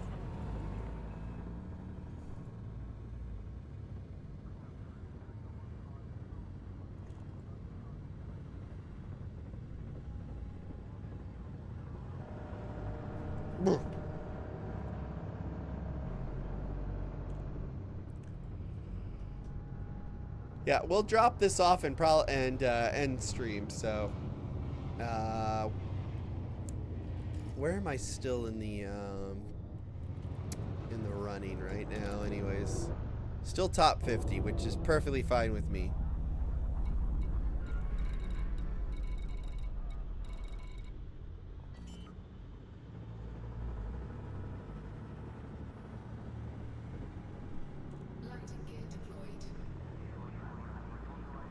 still can't believe this will run for freaking 4 weeks. That is nuts.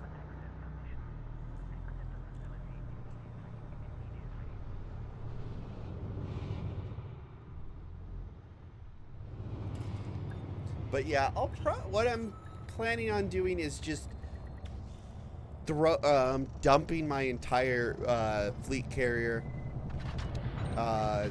stuff off, and then just going back to Van Zant. And then I'll see, like, the last week of the thing, I'll probably see where it's at. I really want to know what the Panther does on a, given it how it struggles on 2G. Yeah, that sounds terrifying. I think I might have to try that one of these days.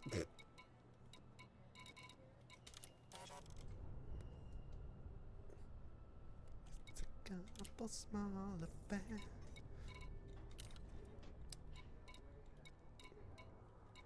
Oh yeah, let's check out outfitting. It is no longer a ship, it's a cube from God.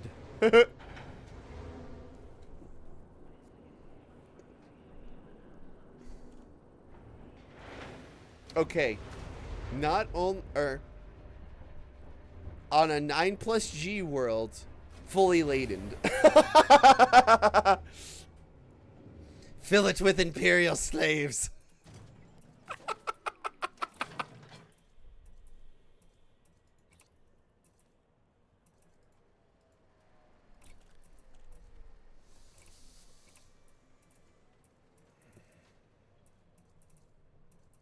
Can it do 5D? Like, what is the... Okay, before we leave, I do want to know, what is the lowest shields that I can put on this thing?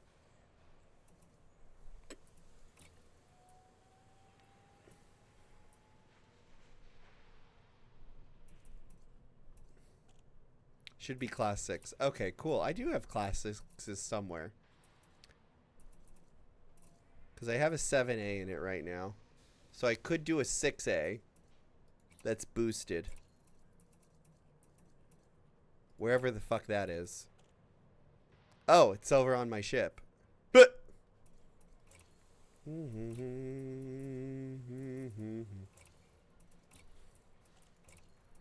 on America's tortured brow.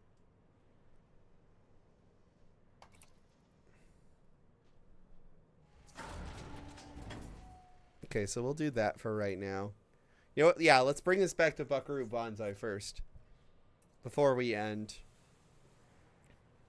Because if we die in the process, this will be content. Okay, so now it's 232.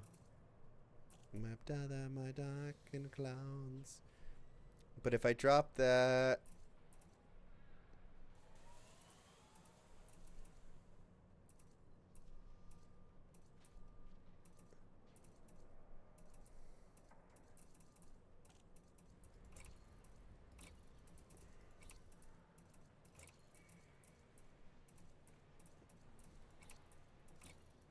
Actually, let's see. Can a 5 fit? Can it fit in, or can we get a 5?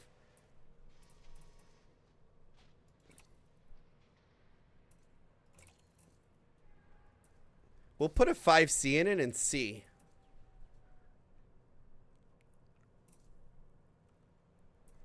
$176X. Okay, we'll see. We'll see what we can do.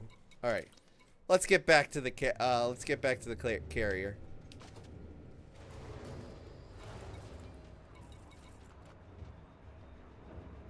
Holy shit, I've made so much more. I've made so much money on steel. Damn.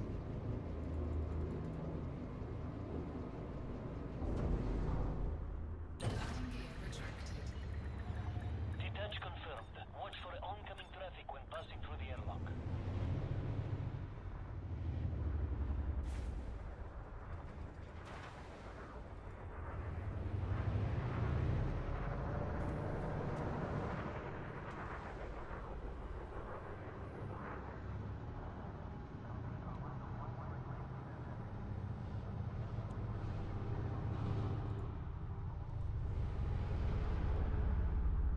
He says no to a 5. Okay. Got you. Okay, then we'll put a 6 in it. We'll put a 6 into the Frog.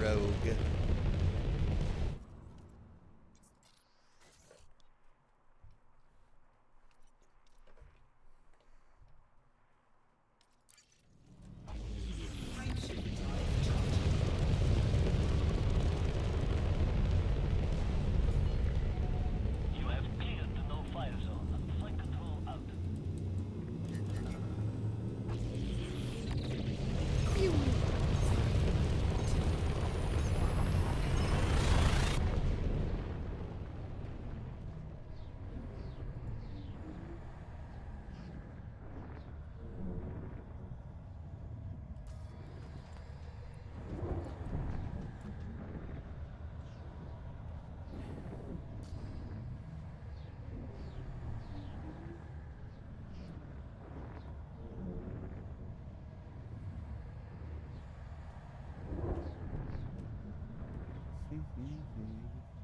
Come on. It's loading a little longer than usual. I wonder if I'm going to get an orange Sidewinder here. I haven't lost internet. Because it's been going for so long. I wonder if I'm going to get a Movat or an orange Sidewinder. If we're feeling lucky. Yeah, that's true. Great end to the stream. You stripped the shield off of your... Or you have stripped... Oh, there we go. Gives you the shields offline warning. Like, no shit, sure. Like, I stripped them off, damn it.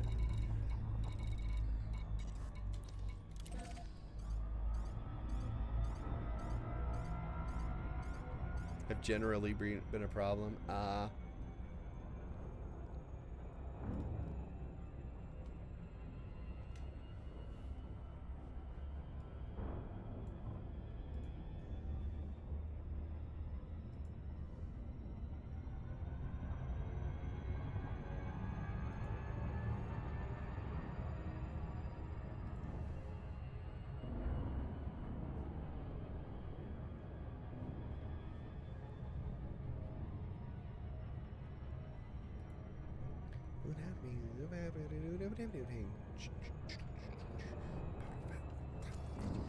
I was talking to a friend yesterday, and we were gushing about freaking the Alexander raid in Final Fantasy XIV, and how it was probably the best freaking like raid series in that game, in my opinion. The mass supply train going to the CGs is warping space. Yeah, probably. Like I was saying earlier, it's like it's like all of the parking lots around the event space are all, you know, full. Sorry, this is full. Sorry, this place is full. It's ridiculous.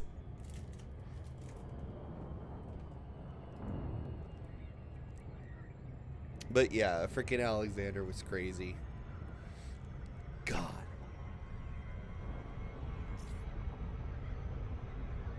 We stripped a dozen systems of aluminum, titanium, and steel at the major stations in the few days it's running. Yeah, that's why I went, nothing around the community goal is going to be, like, have anything of value. Like, there's not going to be any aluminum or titanium there. So I have Van Zant all the way down in the middle of bumfuckle nowhere. I'll just load up Buckaroo Banzai and full send it.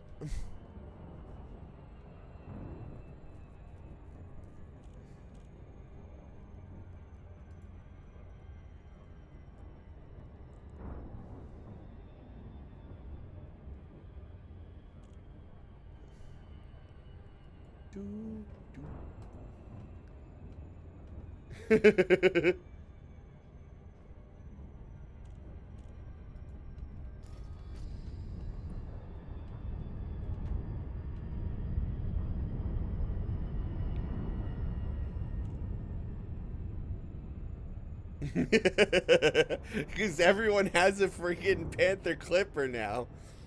It is said that the original Panther Clipper that when it landed, it crashed the market of whatever system it was in.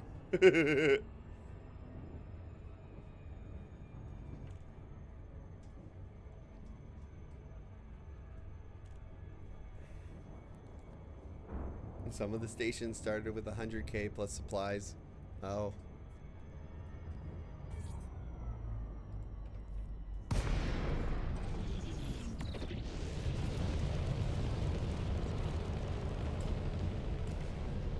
Welcome, Commander. I hope you are in good health. Docking Well, request. I am so freaking glad I have a carrier now. Approach. Request accepted. I used to be on the, I don't need a carrier. Yeah, I can do my own colonies without one. I'm so glad. So freaking glad.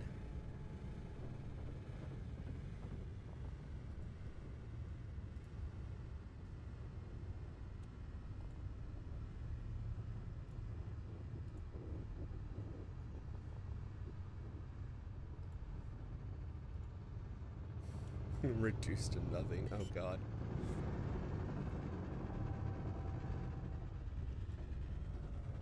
Lighting gear deployed.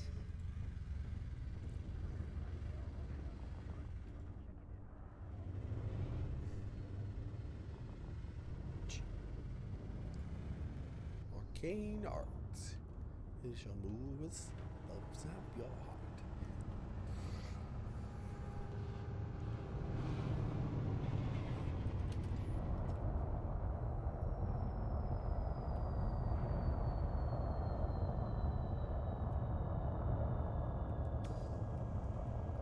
Oh yeah.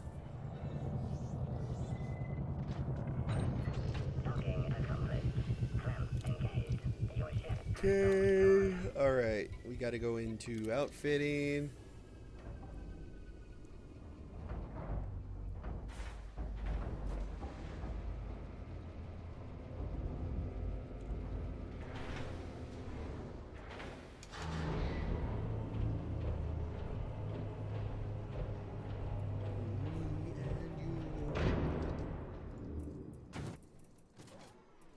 Optional internal. We want to go to one of this rack, replace module, and we want shield generator.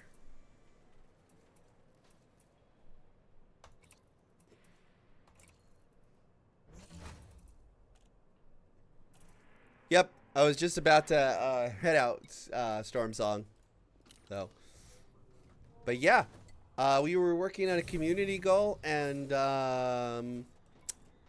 where is it? I'm already within the top 50 because this place is starved for resources, and no one, and only people with fleet carriers that brought it in are like, yeah. How much did I drop off already? Hold on, let me check. Okay. Okay, I'm about halfway through it, or halfway through done with this. Okay, anyways, I'm gonna call it here. If you guys are interested, by the way, I do stream on my own channel, twitch.tv/Puzzle Pulsar.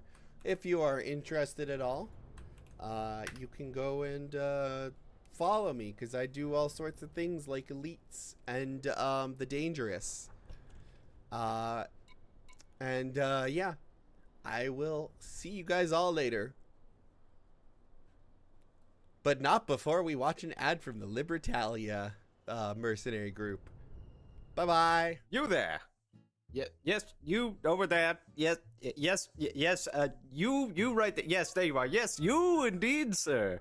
Have you ever looked up at the stars and thought to yourself, I want to rule that. That shall be mine. I am going to have that, all of it, and none of it will not be mine. Well, now your delusions of grandeur can be a reality, if only you hire the Libertalia Mercenary Corps. Libertalia Mercenary Corps is more than just your average band of mercenaries. The Libertalia Mercenary Corps has been servicing international, interstellar, and interplanetary clientele since 1973 and continues to spread its good reputation across the solar system. Now, you may have heard terrible things about mercenary groups, but we can assure you that Libertalia lives up to only the highest ethical, moral, and religious standards capable of any mercenary corporation in the entire world. The ethical, moral, and legal standards held by the Libertalia Mercenary Company are not that of Earth. In fact, they are a planet outside of our solar system called PXDX-1-Y2. Libertalia has proudly been providing security services for many nations and private organizations around the globe, as well as outside of the globe, I suppose, because, interplanetary and all that. Libertalia Mercenary Corps, where we put the Libert back in your area. Okay, who fucking wrote this shit? That makes no fucking sense. What the hell? Libertalia Mercenary Corps, located wherever there is money to be made and needs to be met, as long as those needs don't supersede their needs, in which case, then they'll take the money. But they won't if they don't need it, but they will if they do, so Libertalia Mercenary Corps, hire a goddamn mercenary. Fuck, I'm done. Fuck this shit.